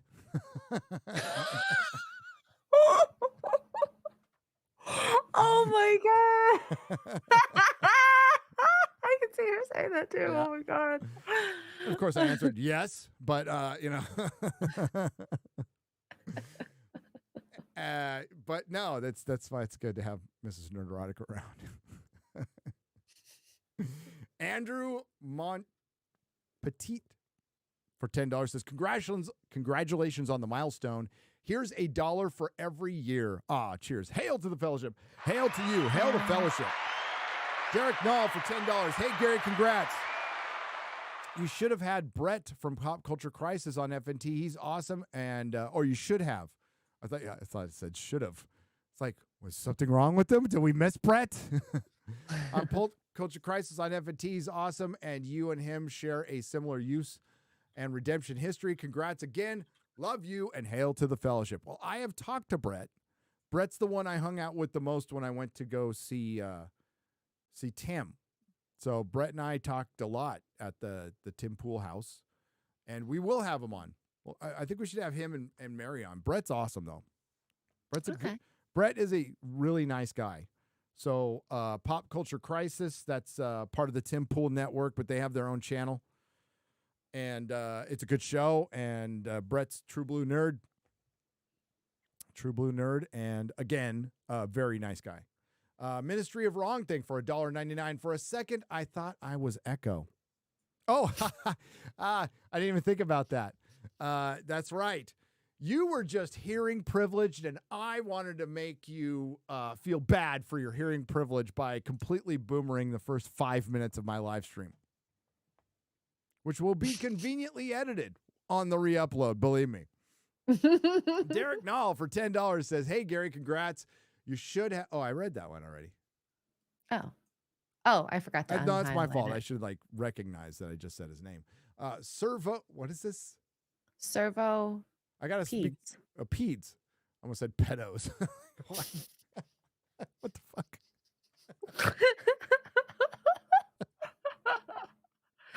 I have no explanation. I am sorry, Servo Peds. My bad for $5. Can't stay long. Starting my EMT course right now. Oh, good. Congrats. Good. Just want to say congratulations to your success and hard work, brother. Semper Fidelis. Hey, congrats on EMT training. Good luck to you. Good luck to you. Hope you got a strong stomach. I could never do that. You see a lot of crazy stuff. No, but hey, an EMT saved my life. So I love EMTs. I fucking love EMTs. Yeah, my life was saved by, 3 people, actually, if you think about it technically. But 2 times I was dead. So I was resuscitated by an EMT. And then I was resuscitated straight up Pulp Fiction style by my drug dealer's girlfriend. Wow. Wow. Yeah. That's insane. Yeah. So thank God. Hail EMTs. The other time was when I decided to break into a house of a guy who used to be a naval marksman. He competed. He could shoot you between the eyes with a 22 from 100 yards, some crazy like that. I decided to break into that guy's house. Had a gun pointed at me, and the cop talked him into pointing the gun away. That was the other time my life was saved. Allison Eduardo Coito for 20 Brazilian pesos or dollars. We'll say dollars because that's not Dan Vasque. In your epic woke disasters 2023, you ask how Kathleen Kennedy keeps her job. I bet my ass that she also knows all the rotten stuff of Hollywood as possible. Yes. And they can't get rid of her because she's a gunpowder barrel. Hail from Brazil. Hail to you. Yeah. I think it's not nepotism because she's not a family member, but I didn't get into it. But I would like everybody to go look on IMDb and see if Kathleen Kennedy's name is attached to any George Lucas Star Wars movie. Just go out and look. Spoilers, you won't find it. She had no connection whatsoever to Star Wars. She knew George. She was more of an associate with Steven Spielberg. They hung out. They were all friends, right? She was a friend. Frank Marshall produced, a prolific producer. She was married to Frank. And you know what? I'm not going to take away, she was part of some movies I loved. I knew her name when I was 12. She was like a rock star to me. Frank Marshall was a rock star to me. Michael Kahn, the editor, rock star to me. These were fucking rock stars. John Williams, of course. Steven Spielberg. Dennis Muren. The special effects guys. Richard Edlund. John Dykstra. These were all names, like I knew these names like rock stars when I was a kid. So I knew Kathleen Kennedy. I'm not going to take anything away from her Academy Awards from being a producer who can organize and make deals.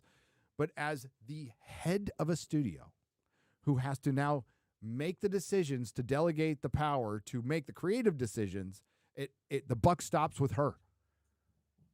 The buck stops with her. She's the worst studio head in the history of Hollywood. And what makes her the worst studio? Did some of her movies make money? Sure, yes. But she killed Star Wars. Fucking killed it. And that takes work.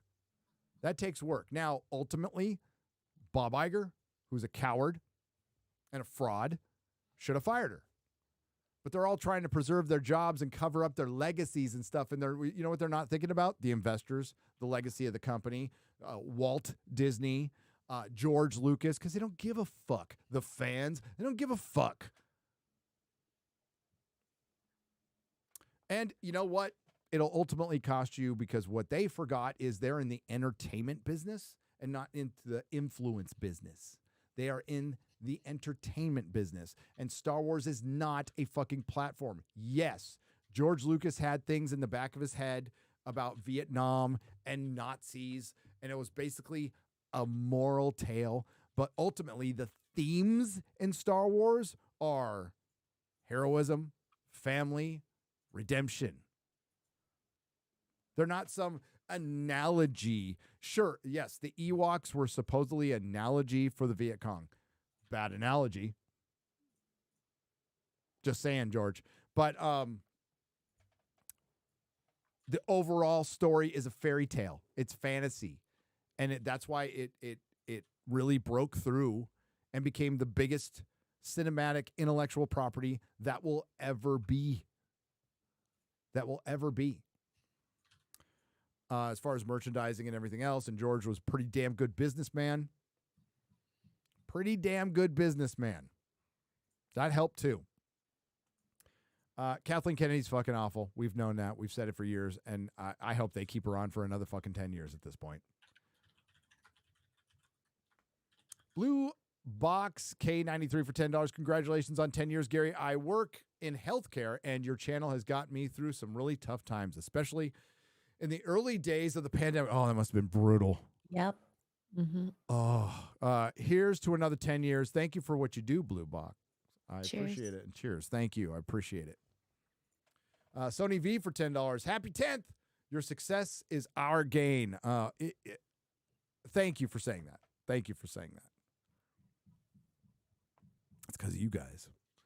Congrats on 10 years. Here's to 10 more. Says TZ Rock for $10. Thank you. I appreciate it. Let's go. John L for $1.99. Thumbs up. Super sticker. Thumbs up to you, brother. It's better than a middle finger up. I get those too, though, especially when I'm driving with X-Ray Girl. Huh? When she's driving. You've never been a passenger in my car. No, and I never will be. I kind of like that. I like being a passenger. The only thing I won't like, the only thing I probably fear more is flying in a 737. What's that 737 that just they found all the problems with? The one that depressurized in Portland last couple days, and like, oh no, that's so scary. No, Jeremy from the Quartering tweeted about it, and he's not wrong. Like, any plane that has multiple problems, I change my flight or cancel it.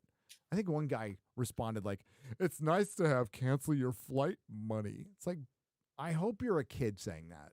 I hope you're not like my age saying that, or 30.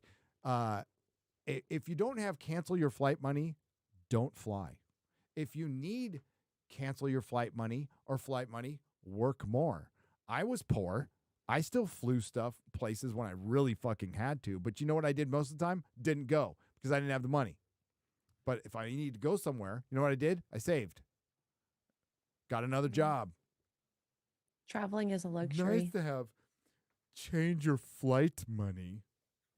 Yeah, it is. It is. Mike Hum sells for $2. 10 years and still can't start a stream. LOL. I know, right? It's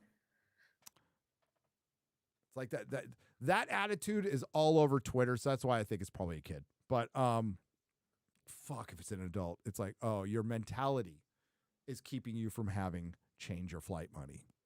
Such a retarded statement. But that's you. That's Twitter. But yeah, if there's a plane that I know has, well, for me, 2 problems is enough. I'm like, I'm not flying on this.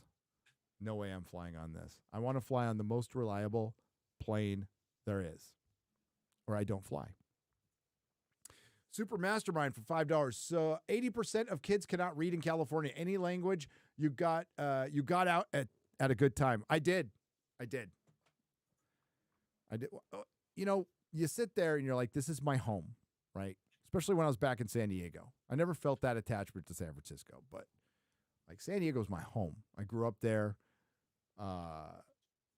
with my sister and with all my friends and had the good times and the bad times. I love my hometown. I adore it. It's called Encinitas, California. Lila just shot a picture of recently on her Twitter. She's standing in front of the theater I used to work at, the La Paloma Theater. And many a nights hanging out with Melissa in that theater. That's the haunted theater, by the way, X-Ray Girl. This where I had the ghost story. My ghost story is from that theater. I love it. It's a beautiful town. There's nothing wrong with it. Even now, there's no homeless people there. It's a beautiful beach town. The houses are nice. The weather is great. It's got some of the best beaches in California. It's got Moonlight Beach. It's got D Street. You can go down to Georgia's if you're a surfer. It's just south of Ponto, which has some good surfing as well. It's a great place, but it's in California, and it's not worth, paying $2.5 million, which I would never have, for a McMansion and then just live scraping by day after day. It's like, fuck this. I don't need to do this. And then all my tax money goes to people like Gavin Newsom. Fuck that. And non-gendered toy aisles, or legalizing passing out fucking needles, or decriminalizing shoplifting and turning it into a criminal hellhole. Yeah, I just didn't want to fund that anymore. I know I'm crazy. Weather's great. You know what? Texas gets a little hot in the summer. Winters, really no different than Cal. I know there's the occasional freeze, but this winter, no different than the San Diego winter at all. No difference at all. I'm fine with that. I'm fine with saving half my money being somewhere else and not having to worry about it as much. Joel Slayer for $10. As a working class nobody, you've always sort of felt like my voice. So take some of my pesos and keep spreading the good work and fighting the good fight. Cheers, Joel. You are a working man.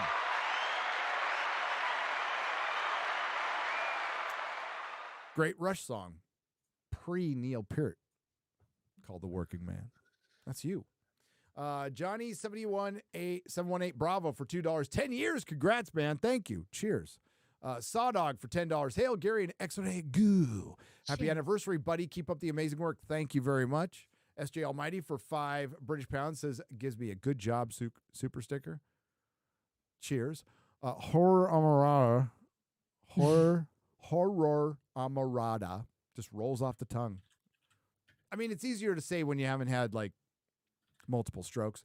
But happy anniversary, Gary. I hope we get to enjoy manga more. And is it manga? I'm thinking. I think so. It's because if a girl is sending a super chat and she says, I hope we get to enjoy mange more.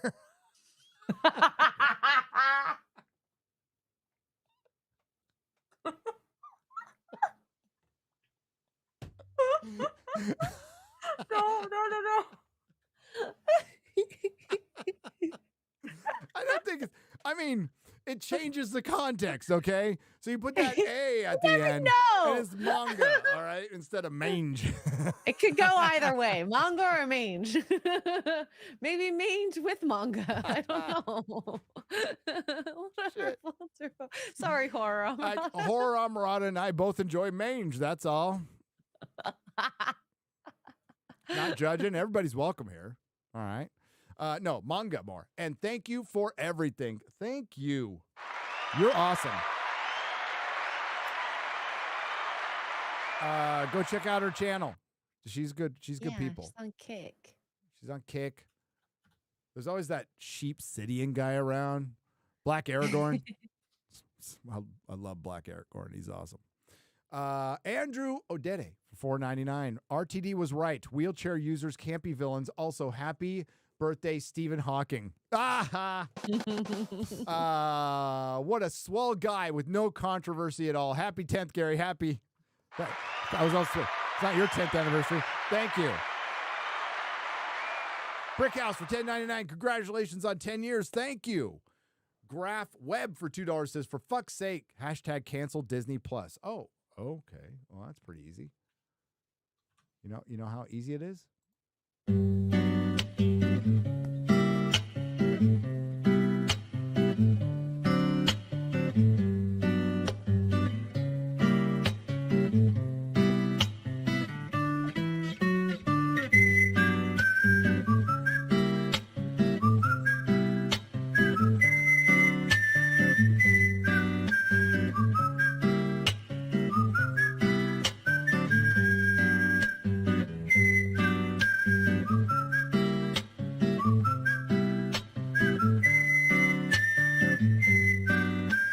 Nerdrotic.com. Please subscribe. That's how easy it is. Done and done. Done and done. All right. How you doing, X-Ray Girl? You okay? I'm good. You good? I'm good. Yeah. All right. We're going to get through these. Let's do this. Iron Oxide for $10. Hail, Gary. Here is 10 for 10 years. Wish I could do more. Dude, just being here is fine. Just being here. We love you. Thanks. If you're a lurker, thank you for the super chats. Thank you. Thank you. But thank you to the Modrotics. But if you're just in the chat, chipping away, if you're a lurker, by the way, lurkers are the vast majority of the audience. Thank you. Thank you. Anything you do is appreciated. Supporting is appreciated. And that's even with just occasionally glancing at the live stream and going, this guy's a fucking idiot. Like, if he can do it, anybody can, which is true. You can smash the like button, though, if you want. Yeah. Hit that like button. Like, share, and subscribe. How's that Dan Vass count doing? Haven't looked. I haven't either. Usually Lady Gravemaster is the one that does it. The only time I know he's ahead of me or if I'm ahead of him is if somebody says it on Twitter. I try not to. Yes, I subbed to Dan. I joked about it yesterday, but I subbed to Dan. Of course I subbed to Dan. He's at 9:37 and you're at 9:47. So Oh, shit. there you go. Who's going to get to Dan. 950 first? Ooh. And before he even asks, because I would never ask this, we ain't changing the bet. We are following through. And I am mentally prepared. You're going to be horribly disappointed if I sing a Bon Jovi song. I'm saying it right now. You will be horribly disappointed. I don't know. There are certain parameters that he should have put on. Like, you have to try to sing it as best you can. I don't have to do that. Oh, no. You can't change the lyrics. I'm going to change the lyrics. I'm going to Weird Al that shit as best I can. Destiny Cookie, thank you for the €5. I appreciate it. Fear the Tardo on the Streamlabs side for $10. Gotta get my Tardo voice going. Tardo have nightlight and keeps monsters away. Nightlight broke, so lit small fire. Dong story short. Oh my God, Dawn. Dong story short. Tardo no have home no more. Oh, Can no. Tardo move in with sex paid girl? So be Tardo's new mommy. Promise no make fire again unless necessary. Lock it in. Yay. Oh my God. I'll have to ask Mark first. Sorry, Tardo. Okay. Io, I got it right this time, is gifted 10 Nerdrotic memberships for $50. Yay. 70s rock fan. What's up? Congratulations on 10 years, brother. Here's the next 10. Keep on keeping on. I will, brother. It's great. Love you, man. Get out of Canada. Or at least, I don't know, somehow depose your dictator. Somehow, if you can do that. The Maybe exalted. Alberta. What was that? Maybe Alberta. It's like the Texas of Canada. It's not a bad place. It's not? Okay. That's good. That's good that Canada has a Texas. I saw Governor Greg Abbott tweet yesterday. You know, he's not a bad governor. He doesn't really stand for anything, though. Well, actually, you know what? He's probably looking a lot better than DeSantis these days. And DeSantis was, I thought, objectively a better governor than Abbott. Not so much anymore. But he put Texas over Europe, and it covers a lot of Europe. It's like, God dang, this place is big. And people say that all the time, but like, it takes 8 hours to drive out of here. Just to drive out of here. If I'm going west, 8 hours till I hit El Paso. The Exalted Patriarch for $4.99, 4 years sober as of New Year's Day. Hail! Thank you, Mr. and Mrs. Nerdrotic, for everything. Hail! Congrats. 4 years is like, you know, it's after a while. Music sounds better. Things smell better. Sometimes they can smell worse. Food tastes better. Everything just gets better. Radio Man 1017, the man who gave me the Pander Stone. Hail for $10. Hail, Gary. Congrats on 10 years. I was at your first meetup, and I'll be there for MegaCon. Keep up the great work. Oh, Radio Man. Yeah, the first meetup, San Diego. San Diego, where we met Ryan. That was the first meetup. T1S for $2 or TIS. Happy 10th, you mad lad. Here's to 40 more years. 40. Oh, shit. I ain't living that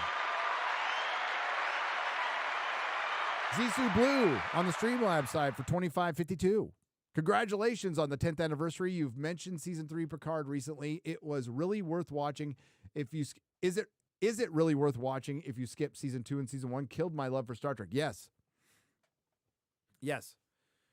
Aside from, I would say, 3, possibly 4 innocuous references that if you don't understand them, it will not affect the story at all. As a matter of fact, if people are like, I'm curious about this, do not watch a nanosecond of anything other than Picard season 3. And what it will do is take some of the taste of the bad. Listen, the bad Next Generation movies are fucking Shakespeare compared to Kurtzman. I would watch them again and accept them as canon over Kurtzman. The only thing I hate is Generations. I fucking hate Generations, how they did Kirk. They did Kirk so dirty. But it's okay. Paramount's doing Kirk dirty. Star Trek Day, the poster for the second year in a row, left off Captain Kirk. They obviously don't like him. And even William Shatner's calling it out. And nobody gives a shit about Star Trek Day anyway. Does anybody give a fuck about Star Trek? They tried to do Star Wars Day. And they actually, Star Trek Las Vegas, which had been there forever, they took the rights away from that guy. By the way, he was a fucking clown, so I'm not feeling sorry for him. I'll tell that story in just a second. And they wanted to do their own Star Trek convention, and they're gonna abandon it now. And it looks like Star Trek. I think Tom mentioned like Alex Kurtzman wants to buy Star Trek, but I think somebody with more money would come in. But if Alex Kurtzman bought Star Trek, that would be fucking hilarious because it would be so bad.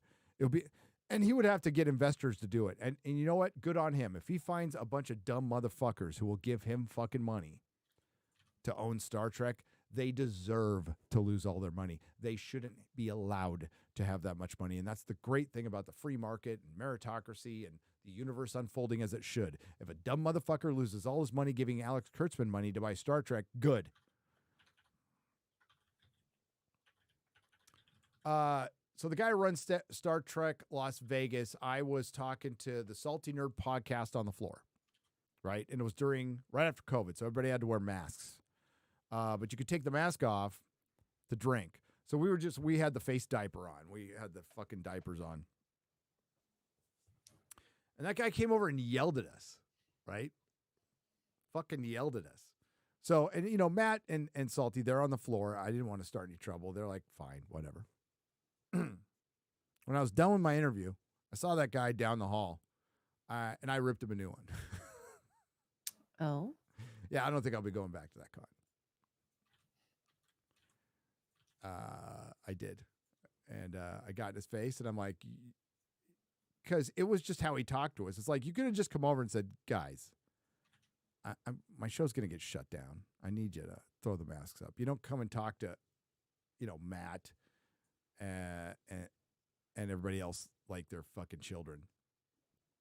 So I just should really reconsider how you talk to people. Because you sounded like a little fucking bitch. Fuck you and your con. Fuck you and your masks. Not some other 4-letter words. I wish it was eloquent, but it wasn't. It was not. Chris C. for $25. Hail the fellowship, keeping me company in the hospital. Oh, no. What's the matter? Chris, hope you're okay. Thank you for the 25. I hope it's just a routine thing. Trad for $10 on the Streamlabs side. Thanks for 10. Thank you for 10. 32 flavors of Nick Weiser for $2. Congrats on a huge 10 years on to 1 million subs. Thanks, brother. If we get there. It ain't there yet. Blue-Eyed Scorpio for $5. The Game of Thrones Season 8, Episode 3 live stream is how I found you. Been here ever since. That's all you and why you're my favorite Gary. Oh, I like being your favorite Gary. I'll take that. Brightest Day Audiobook says, thanks for being an inspiration and getting me through. Thank you for supporting the channel for as long as you have, which is a long time. Thank you for the $2. Dave Reverse on the Streamlabs side for $10. Don't gotta say it, just vibing. You're hitting me in the feels, but that's another story. Congrats on making it 10 years, 1 million coming up. Cut off Dan's man bun. Gonna be sending you a gift in the P.O. box. Cheers, thank you. And I'd love to cut off his man bun. One of the most satisfying experiences from last year was cutting off Garrett's man bun. Live on You Normal should have World. put it in the bet. Oh, we should. I know. I agreed to the bet. Like, I've already told the story, but like, I heard half the video. We were in the middle of nowhere in Nevada, or between. It's right around the borderline of Nevada and Arizona. So the reception wasn't very good. I saw like everybody. I saw Dan popping up in my mentions, and I'm like, and then somebody said he was talking about me. I'm like, okay, I listened to half of it, and I heard a bet. I'm like, fine, let's agree to the bet. And then I forgot. Dan, you're gonna have to remind me what your initial thing was, because he said I had to sing a Bon Jovi song, but he didn't have to do very much. Now, I didn't know he was lining up one of his biggest videos ever, Amazing Grace, which was fucking awesome, and he was completely setting me up. But I'm like, sure, I'm not a pussy. Let's go. Let's bet. Let's do this. And then I just asked him, like, hey, no, like, I'll sing the Bon Jovi song, fine, but you got to sing a song I write for you. I have to write the song. And he said, yeah. So that's where we're at. And that bet was made April of last year, so it's coming up on a year. Quelndar for $100 on the Streamlabs. Cheers. 10 years and a day. Happy late anniversary, Gary. Yeah, I moved it back for George. I did it for George because George was having his first live stream, and I thought he should have priority. That was a great live stream. Oh my goodness. Yeah, that was fun. Tess on the Streamlabs side for $10.01. I'm so impressed by your story. I suffered from terrible depressions in my 20s, and I'm 33 now and still not where I want to live, but I'm doing better. Progress, not perfection. But by your story, I feel it's never too late to make some changes. No, it is not. It is not. It feels that way when you're younger, but then, 20 years passes and you're like, well, honestly, I don't feel 54. That's good. I might look it, but I don't feel it. So there you go. There's Tyrion Lannister said it best in season 1 of Game of Thrones and in the book Game of Thrones. Death is so final. I like life. It allows opportunities. I'm paraphrasing what he said, but they were talking about Bran. They were like, Jaime said, "I'd rather be dead," and Tyrion's all, "Nope, I'd rather still be alive," basically. And I agree. Venusia Akito for $10 says, "Can't remember when exactly I started watching you, but it was shortly after either your appearance on the Timcast or Viva Barnes sidebar." And thanks for both of those people for having me on. Either way, been here ever since. So here's to another 10 years. Thank you. And thanks for watching on that. Yeah. It was cool seeing the Timcast compound. It was cool. SJ Almighty. I mean, I'm sure he's shown some stuff, but he's got stuff. Like, if I had the money, I would do it. I would definitely do it. I'll say this. I won't say where it is in the house, but he's got, like, secret compartments where you can, like, push the wall and it goes, "Wee." It's fucking rad. I'm like, that is rad. I need that. But, nah, can't afford it. So instead, I have a comics division in a little door. Well, Spider-Man standing in front of the door, but you can still see the door right there. Whenever it's time to go watch a movie, comics can come out. Comics can come out. When it's showtime, too, comics can come out. M. Poe for €11.99 euros. Gary, Mike Low, X-Ray Girls, Loud. My TV low, so it has to be you. We too low. We too low. Holy fuck. No, I noticed on, yeah, it might be the, here, let me mess with the setting. Let's see if that works. I did lower my mic so that we'd at least kind of be around the same. Yeah, we're running through StreamYards right now, but I'm not. You are, but I'm not. I'm running directly through Streamlabs, and I've got it absolutely maxed out, and it's not even hitting the yellow unless I get right on the mic. I could pump up. If I pump up the decibels, that works a little bit. Okay, that works. But it blows me out, too. It like, well, that sounded bad. But it tops out audio-wise, but we'll just go with that. I don't like doing that because if I go to my other setting on my other computer, which shouldn't change at all, yeah, whatever. It's just the way it is. Better now? Okay. Better now. I'm blowing up a little then. Aaron Pipes for $10 says, WonderCon with high school cheerleaders and Ryan running free. Be thankful you were not charged. Yes. Oh my God. Oh, I've got a WonderCon story. We'll save that for another day. It's a bad story. SJ Almighty has sent a unicorn super sticker. Oh, I remember those. For £1.49. I remember the unicorn super stickers after Unicorn Store. Brie Larson's Unicorn Store, because my sister, who used to like, my older sister, who used to like unicorns, told me straight up that, oh, unicorns are just dicks. So it makes you watch her whole fucking movie with a different perspective. If you think about it, oh, the unicorn is a penis. Yep. Eric K for $4.99. That's what started all the unicorn. That was way back in the day. Way back in the day. It's so strange for me not to be there for the 10th anniversary. Been with you from the start. Much love. Sorry, chat. I have an appointment. 10 more. Thanks, Eric K. Hail, Eric K. Dude, you don't have to apologize at all. Make your appointment. Zion 42 for $1.99. Happy 10th anniversary. Thank you. Slava Boga for $2. For a long time now, we are ruled by foxes, not lions. Completely agree. Rob Liefeld for $10. Nerdrotic, congrats on all your success. Did you see all the anti-white racists? I'm sure this is the real Rob Liefeld, too. All the anti-white racist academics going after Luke Caverns on Twitter after your Friday night Forbidden Frontier show with them. No. After the show? After the show. Why were they even watching my show? He said they would be too. He did. Wow. Jealousy. It has to be. I mean, like, okay, objectively, say you don't believe in ancient civilizations like I do, unapologetically, and aren't fans of Graham, and you're just straight up, I'm orthodoxy archaeology, right? I'm all about the orthodoxy point of view.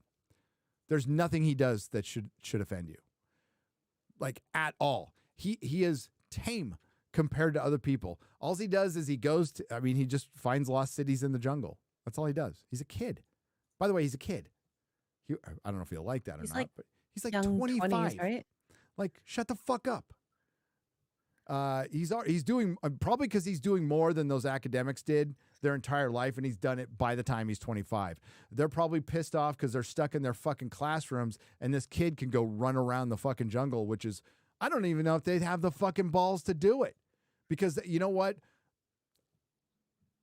I'm not going to be your spokesman for sending your kid to college. I am not going to be that because I'm not a big fan of authority anyway. And I think most college professors really love being the kingdoms of their own little domains over all those, and they just get their rocks off on all that power. I think that's the vast majority of professors. So if they don't like that and they're mad at me for it, fucking good. Look in the mirror, because if that triggers you, then you must be one of them. But that's crazy. Yeah, it's catty out there. It's catty. So if you're not aware, in like the Graham Hancock in ancient civilizations, what people call the woo-woo, UFOs, stuff like that, lots of infighting, which doesn't help them because they're always getting attacked by skeptics, mainstream point of views. But what they do is not entirely different thematically. I don't think it's not. We question the narrative. They question the narrative. That's the thing we have in common. And we get the same accusations. So my unsolicited advice to Luke, let him quack. Let the ducks quack. Let the piggies oink. Gives a shit. Mm-hmm. You're not going to their school. Fuck them. They can sit there and bitch and whine all they want. Most of the time, it's best to let them quack or oink away because they will bury themselves. As I've said for a long time, a poser, a fraud, a tourist, somebody who's just a flat out fucking liar will always out themselves. F6 Blue for €10. Says, happy 10th, Gary. Next time you go to the UK, visit Avebury. Oh, I've been to Avebury. 20 miles north of Stonehenge. Bigger, more interesting.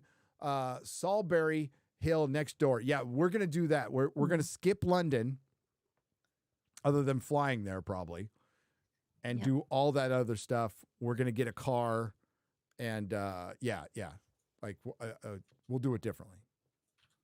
We'll definitely do it differently. But yes, I want to see all of those things. Chris Nicholson, but I've been to the other one before.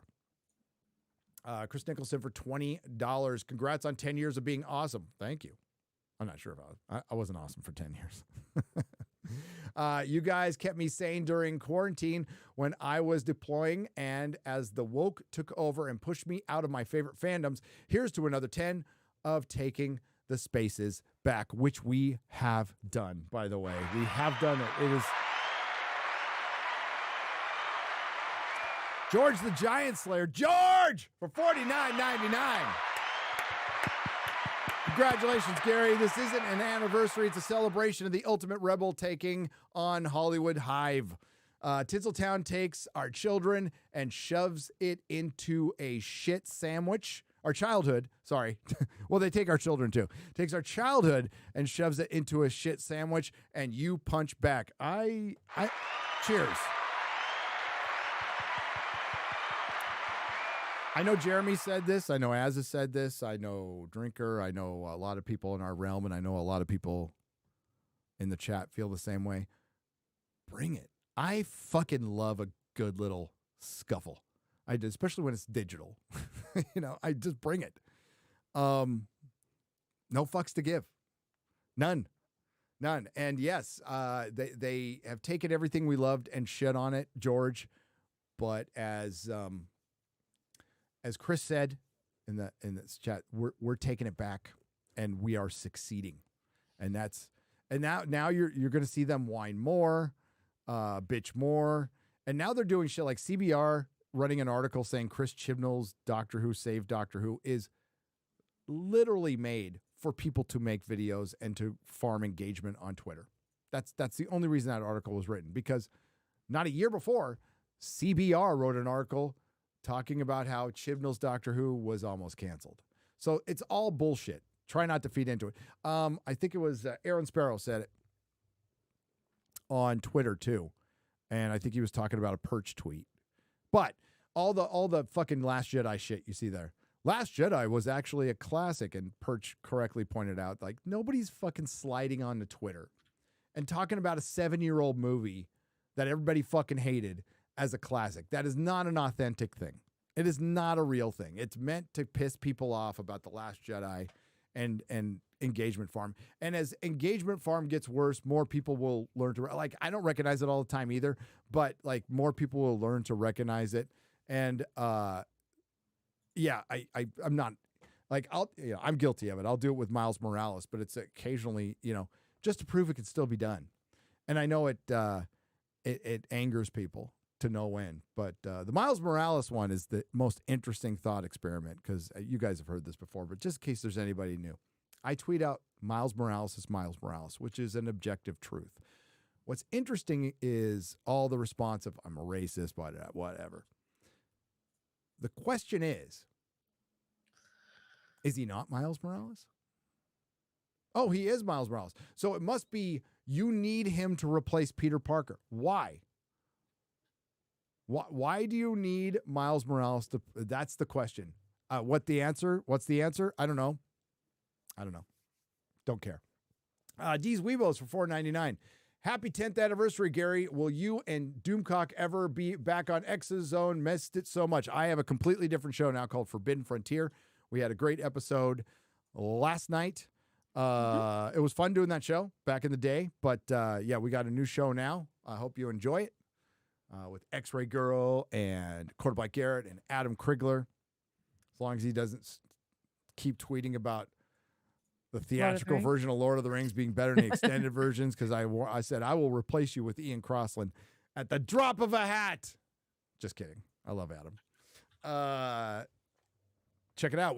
I thought we had a fun episode. I hope poor Luke is okay. I can go in there. I'll just call them a bunch of academic groomers. Shut up, you commie groomers.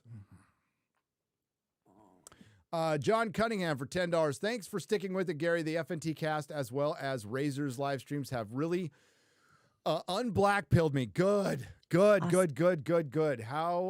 could young newbies like me contribute to the Iron Age in a positive, non-grift manner? There are a lot of ways. What are you good at?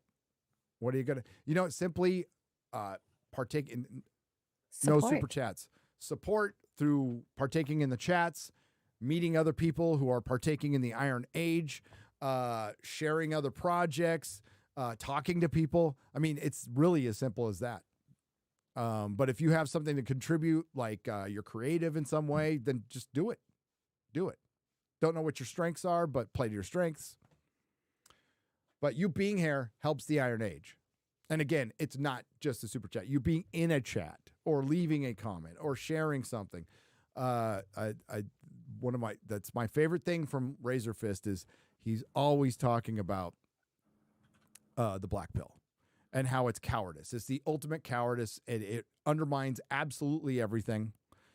You always got to live to fight another day. You're not going to win every fucking battle.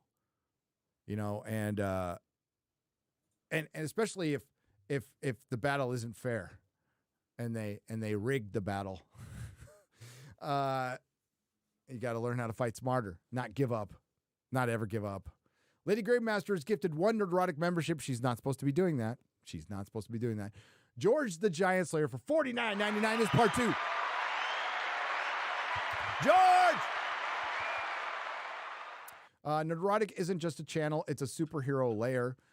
Thanks for being the inspiration to me and so many more. Keep leading the charge for 10 more as a beacon of hope for the weary and a song of courage for the brave. Hail Gary. Hail George.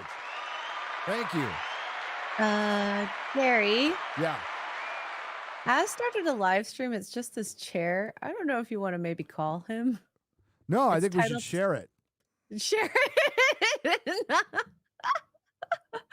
It's called Sunday Fun Day, so I don't think you meant to start it. Hang on. I'm calling him right now. Okay. Thank you, chat, for telling us. Hey, are you streaming your chair on purpose?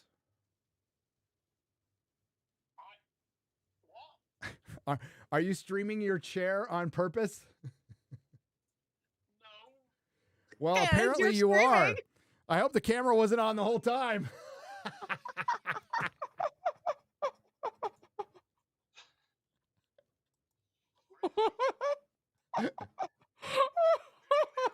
No. Sunday Fun Day's up. 7 minutes ago. Oh, It's just a chair stream. Hey? Did it just turn on automatically? That's weird.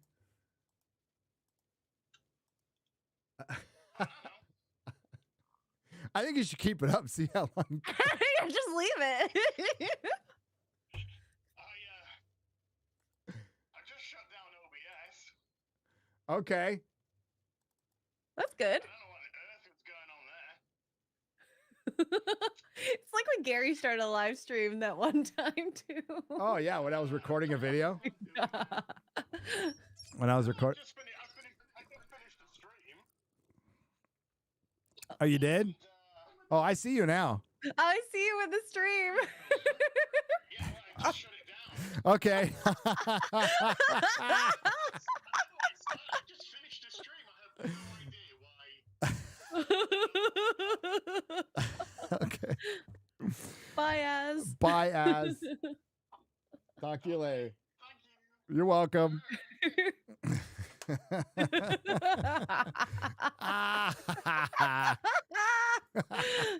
Oh, thanks, Gary. Thanks, Of chat. course. Of course. All right, we're gonna run through these. We're running up. Oh my god. I don't think you're gonna make it through all of them. I'm gonna try. I got You 20 were- more minutes. You were on George last. I'm on George last. I got 20 more minutes. We're gonna get through this. If not, then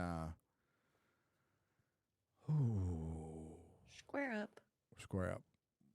What am I gonna do? Square up. I'm live streaming every day. Maybe I could read some on the next nooner. That's what I'll do. I'll read some on the next nooner. So with Chris, we'll just save them for that. All right. So we'll do that. John Cunningham for $10. Thanks for sticking with it, Gary. FNT. Oh, I read that one. The real Davy Jones for $10. Congrats on 10 years as Nerdrotic and more importantly, 10 years sober. Glad I could share the last 3+ years with you. 996 days. Oh, till I can leave the People's Republic of California. Ooh, that's a long time. 996 days. That's 3 years. If my math is Wow. right. Around. 3 years. Well, I'm glad you can leave at some point. Good luck to you there. Maybe you're in a based county. At least when I lived in California for that last year, we were in like Escondido, and North County's pretty based. Pretty based pocket. It's like what Orange County used to be.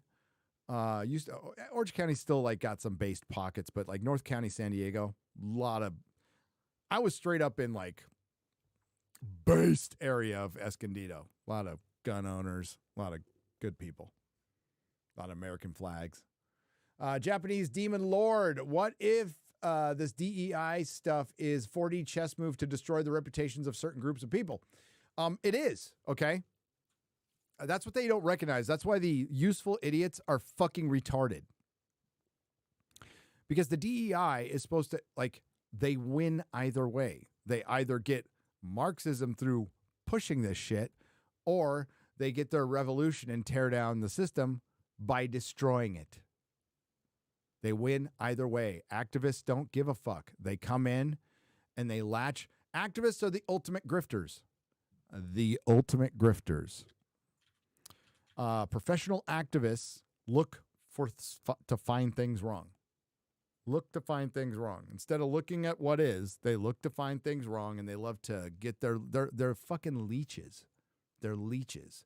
They're ticks. They're fleas. And they latch themselves onto the corporations they hate because their original thoughts, their original ideas, and in terms of Hollywood, their original stories Don't sell because nobody fucking wants to hear it because activism isn't fun. It overheated again. Well, I left my camera on last night, so you're just gonna have to deal for a second. So it they latch on to it, and that's why they, once the Marvel was built up a little bit, they latched on to that. Once Disney Star Wars had, I think they latched on from the beginning. But once they had a chance to get at Star Trek, they latched on to that. They latched on to Marvel Comics. They are latching on to video games. Why do you think there's a company out there that helps touch up scripts to make them basically more woke? And why has that company protected their tweets since Az pointed it out in a video? It's what Charmine Obaid-Chinoy said in one of the interviews in my video. That's the biggest takeaway. It's not that I'm always an activist. It's the term she used, covert activism. If you're an activist, why in the fuck would you be covert? Why, I mean, maybe if you are in a Muslim country and you're exposing beaten women and you don't want to get beaten yourself, okay. But she said in all things, it's covert and overt. Why in the fuck would there be covert activism in the Muppets? Why would there be covert activism in children's shows? Why would there be covert activism in fucking Star Wars? Because they know you wouldn't like it. That's why they're really free on their Zoom calls when they're talking to each other to say my not so secret gay agenda. What they didn't finish that with is for little kids. For little kids. Now, I am of the belief that kids are born gay. Absolutely born gay. And I think a lot of the kids who are going through this trans trending are just gay kids. Are just gay kids that need to be allowed to be gay. And not chop their junk off and stuff. God, I remember the days where we just almost killed ourselves on drugs. But at least if we survived, we had, most of our, my brain doesn't work that well, but everything else works great. Get a tattoo, get an earring. You want to piss off your dad, whatever, play some loud music. That's not willing to chop off my dick for anything. Just saying. But that's the whole point. They can't make anything. They latch onto it. It gets destroyed. Good. They completely take it over. Good. They win either way. See, we aren't in the position of power because it's easier to destroy than create, and they just want to destroy. They have no solution. Once their glorious revolution, if it ever happened, which it won't, once it happened, it would just turn into hell.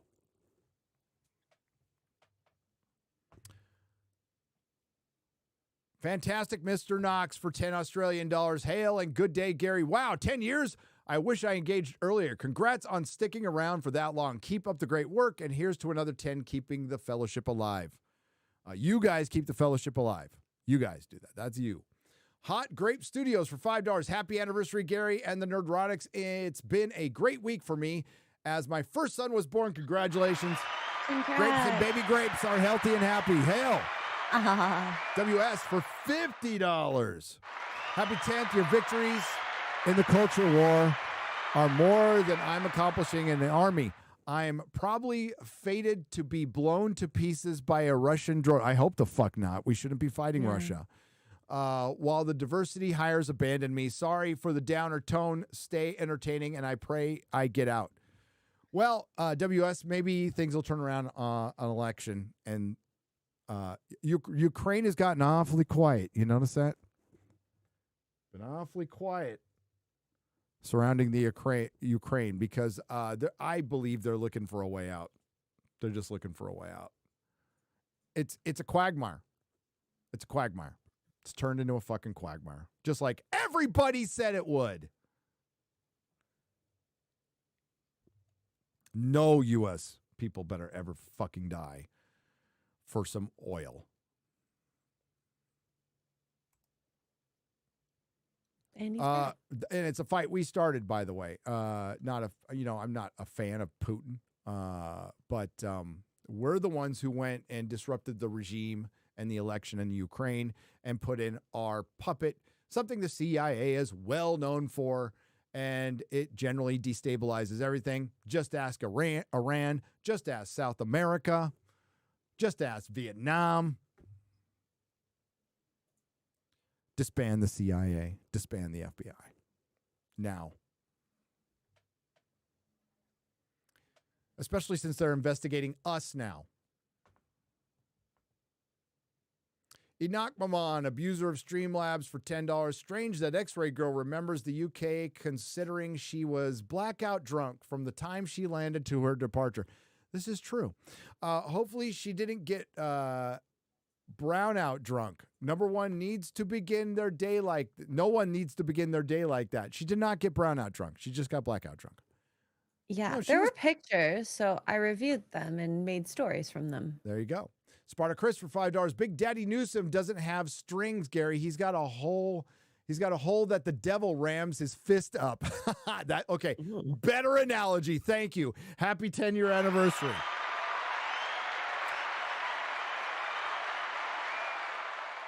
That newer X-Files episode from the last 2 seasons they did that were mostly shit, except for the one. There's like 3 really fucking good episodes. That was it Mr. Chuckleteeth? No, this was Buffy. It's Smile Time. God, I gotta. Mr. Chuckleteeth is great episode about a evil kids program. But Smile Time had the puppet hand up the human body. Yeah, fucking crazy. Good stuff. Ew. Ade Robertson for $9.99, pronounced Aid. Oh, Aid Robertson. Sorry. Congratulations on your 10th anniversary, Aid and Becca. Thank you, Aid and Becca. Yes. Fourth drawer down for $4.99. Don't forget Snowflame. Snowflame. I like the Echo Deaf intro, Gary. Very inclusive. I do my best, Rudy. I am the most inclusive motherfucker on YouTube. I have the most diverse crew on YouTube. Where is my DEI money, motherfuckers? That's right. I mean, we got Quarter Black, who's also special needs. We got Perry, who's got 2 things going against him. He's Canadian, and he's Canadian. And then we have X-Ray Girl, who's Asian and Canadian. I mean, Asian's good, but yeah, I hit the whole spectrum. We are on the spectrum. And we get great parking because of Mark. And Mark gets us good parking spots. We take him everywhere. Yeah. I mean, sure, he'll spend a half an hour over-explaining the parking and then over-explaining the door and then over-explaining whatever we're doing. But we love Mark. I'm just kidding, Yeah. Mark. I'm just kidding. We're gonna do our Venture Brothers too. You know what? I hope he sticks to it. My Nerdrotic Jr. wants to join in on the Venture Brothers. What? So that's why I'm waiting. So we watch it again. Yeah, Nerdrotic Jr. Well, he can't be on camera, but his voice will be there. I'm so sad. And you'll get to hear the voice that opens up every one of my video now. Nerdrotic.com. It's like nerdrotic.com. It's dropped quite a few octaves. Octaves, yes. Charles S. for $10. Hey, Gary, I found you during season 2 of Star Trek Discovery. When I Googled, why is Star Trek Discovery so awful? No way. And all of your videos popped up. Thought I was all alone and I wasn't. Thanks for all the work you do. Oh, that's awesome. Roger Rubio for $10. Hey, Gary, congrats on 10 years. I first started tuning in during the Loki reviews. Oh, yes. Oh, yes. I would watch others hype it up, but felt the same way you did. Made me a fantasy. I wasn't alone and not liking it. You were not alone. You actually have a lot of company. That Loki hype was some bullshit. Roger, thanks for being here. Go check out Mahler. I'm sure you have already, but go check out Mahler. Mahler might hate it more than I do. And I hate it a lot. But Loki was fucking terrible. And you know what makes things... There's got to be like, the Marvels is terrible, but it features a bunch of characters I don't give a fuck about. That's why I picked Indiana Jones over the Marvels in the top 5 woke disasters, because Indiana Jones is a character I cared about. I give a fuck about Captain Marvel and Miss Marvel and Monica Rambeau, who doesn't even have a superhero name, and they all have like stupid superhero powers that looked like they were made up on the schoolyard. God, that made me sound really old. Kids don't play superheroes with made up superhero powers on the schoolyard anymore, but I did. Okay. Yeah. They might still. Who knows? So that's like like Loki was a character we loved. Hairless primate for £2 British. You goddamn gangsta, Gary. 10 years, you beast. Boom. Cheers. Des Cobra for $10. Doesn't say anything, just drops it. Thanks. Darth Forbag for $555. We are listening to the audiobook version of Crisis in Infinite Tijuanas. Yes, you are. You are. If I get away with calling it, I can't, though. The publisher said no. Jason Stahl for $9.99. Congrats on 10 great years of the tube of you. You and the Fellowship have been a sobering group in a sea of absurdity and nihilism. Hashtag respect for Tolkien. Respect for Tolkien.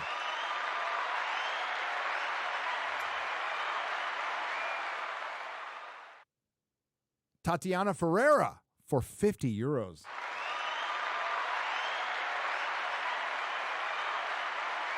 That sounds like such a great name.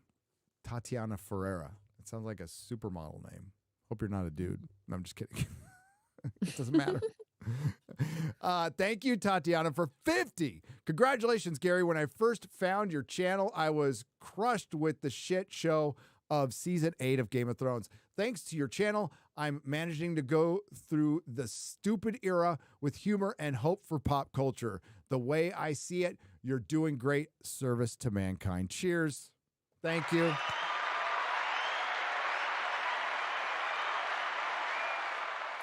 I appreciate it. Yes, like this is work. I mean, we're coming out the other end. We still have a ways to go, but there is a light. We see the light. It is not the light at the end of the tunnel. It's not a train. It's a light. We're going to move towards the light.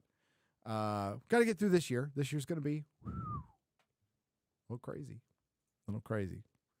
I'm hoping, I think it's good that people prepare for a crazy year, and I hope they're all like, oh, it wasn't as crazy as I thought. But it's best to prepare. Now, are we going to prepare for civil war and stock up some food and firearms? I think you should do that anyway. I think that should be like your fallback, your default, is have food and firearms no matter what. Because if it's not society, it could be a rock falling from the sky or whatever, Solar flare, Carrington event. Jeremy from Geeks and Gamers finally making a video on his channel, Dermy Wormy for $5. Hail all, let's be honest. It's in vogue now to hate Disney. That's why all the pundits are coming out against it. Yep. But Dermy, we want to be careful. By the way, I love you, Dermy. I love Dermy Wormy. Clip that. But we don't want to start sounding like the hipsters either, going, well, I was hating Disney way before it was fucking cool. We just don't. We don't. Because if we start saying that, then you know what? Get on your Vespa, go to your little boutique cafe that's a pop-up, order your avocado on toast and your chai, and wear a beret. I don't fucking know. No. What we say is welcome. Welcome. And if they're drive-by, they're going to leave anyway. And they're not in it to win it.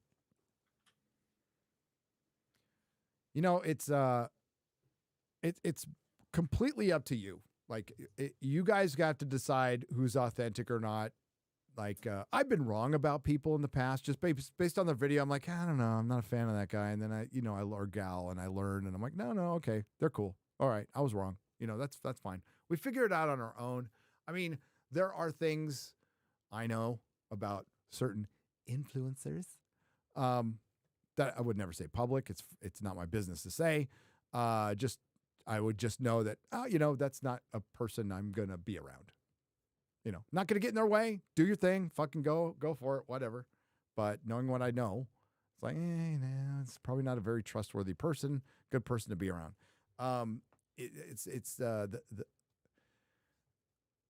You guys are smart. That's the problem is with content creators is so many of them think they're smarter than you.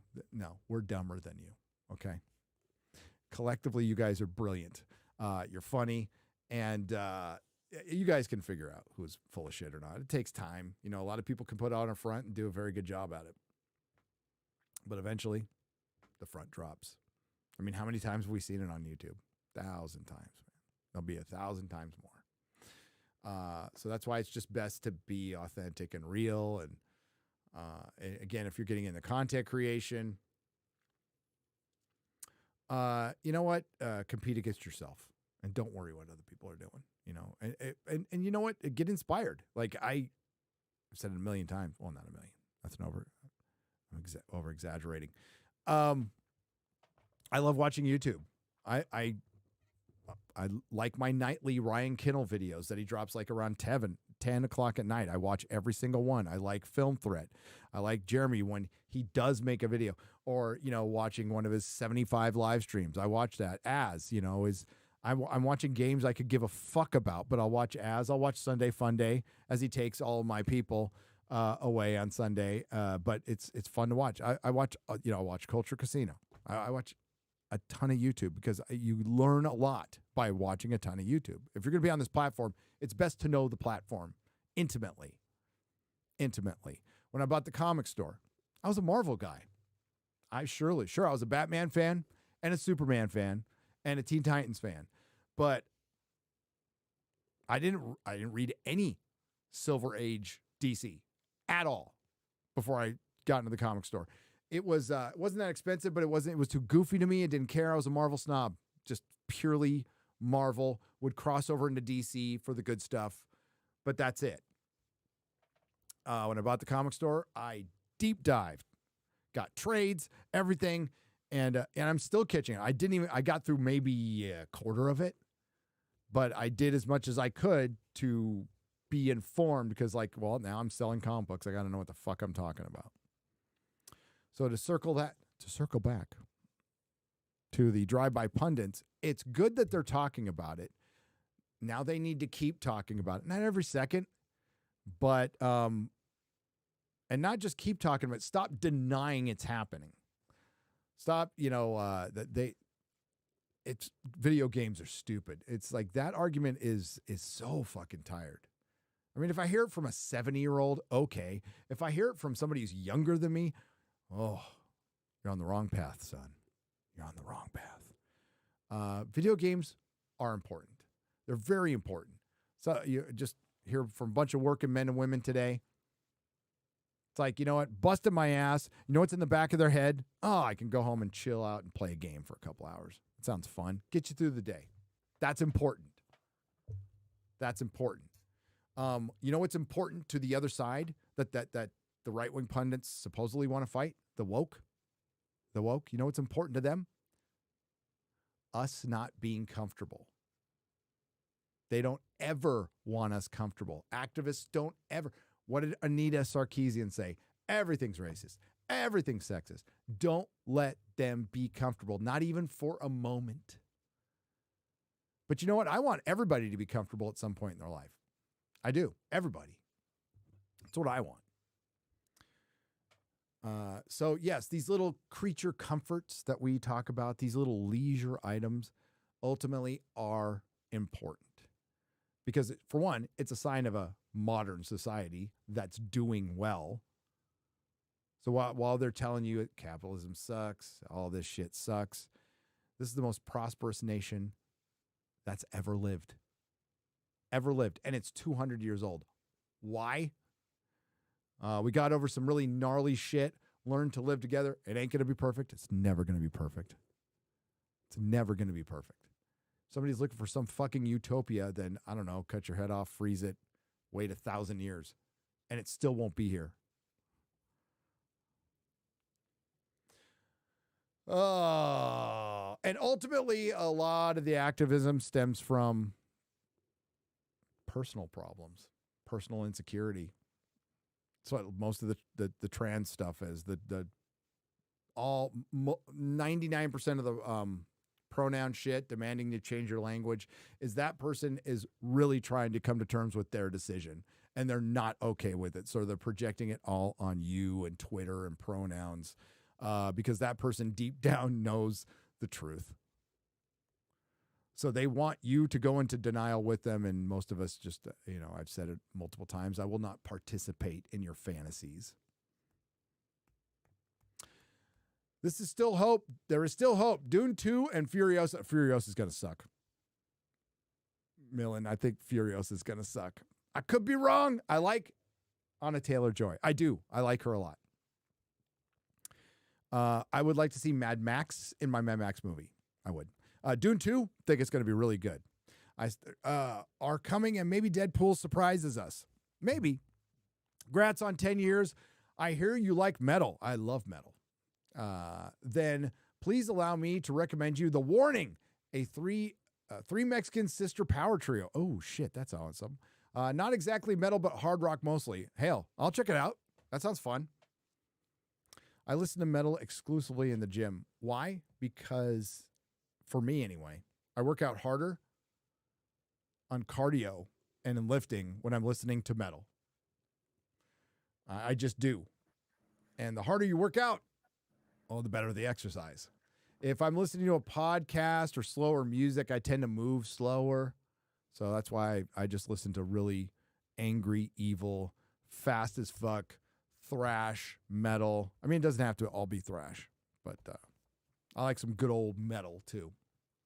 I've been listening to a lot of Wasp lately because they're just fucking good. Early burn for $10. Congrats on 10 years, Gary. $10 for 10 years. Have you considered maybe as off-air talent getting some Amanda Hug and Kiss? Got him. Got him. Amanda Hug a Kiss? I don't know. Who says that? I was in San Francisco for 18 years, buddy. No. I don't need that. I got my wife. Fills all my needs. Vincent Cruz for $5 says, I agree. The moment Star Wars was dead was the moment when Kylo wasn't intimidated once he took off his mask and he started breaking shit in his bed. Yeah. Everything about that was wrong, and that's why Jar Jar Abrams, who was going to be the next Spielberg, hasn't directed shit since. His career's over. He's gonna, he has the power with his production team in Bad Robot, but power is over. The only reason Alex Kurtzman still gets jobs is because nobody gives a shit about Star Trek. Nobody's watching. By the way, do you want to know what the average ratings for a Star Trek Discovery episode overall from season 1 to now? Average. I'm talking about average. So we're going to count the general interest from the first couple of episodes from curious Star Trek fans. Under 300,000. Oh. Under 300,000. And that's not just that one night of viewing. That's their average. And in a lot of cases, it's well under it. It's losing money hand over fist. And why do they continue it? Fuck if I know, man.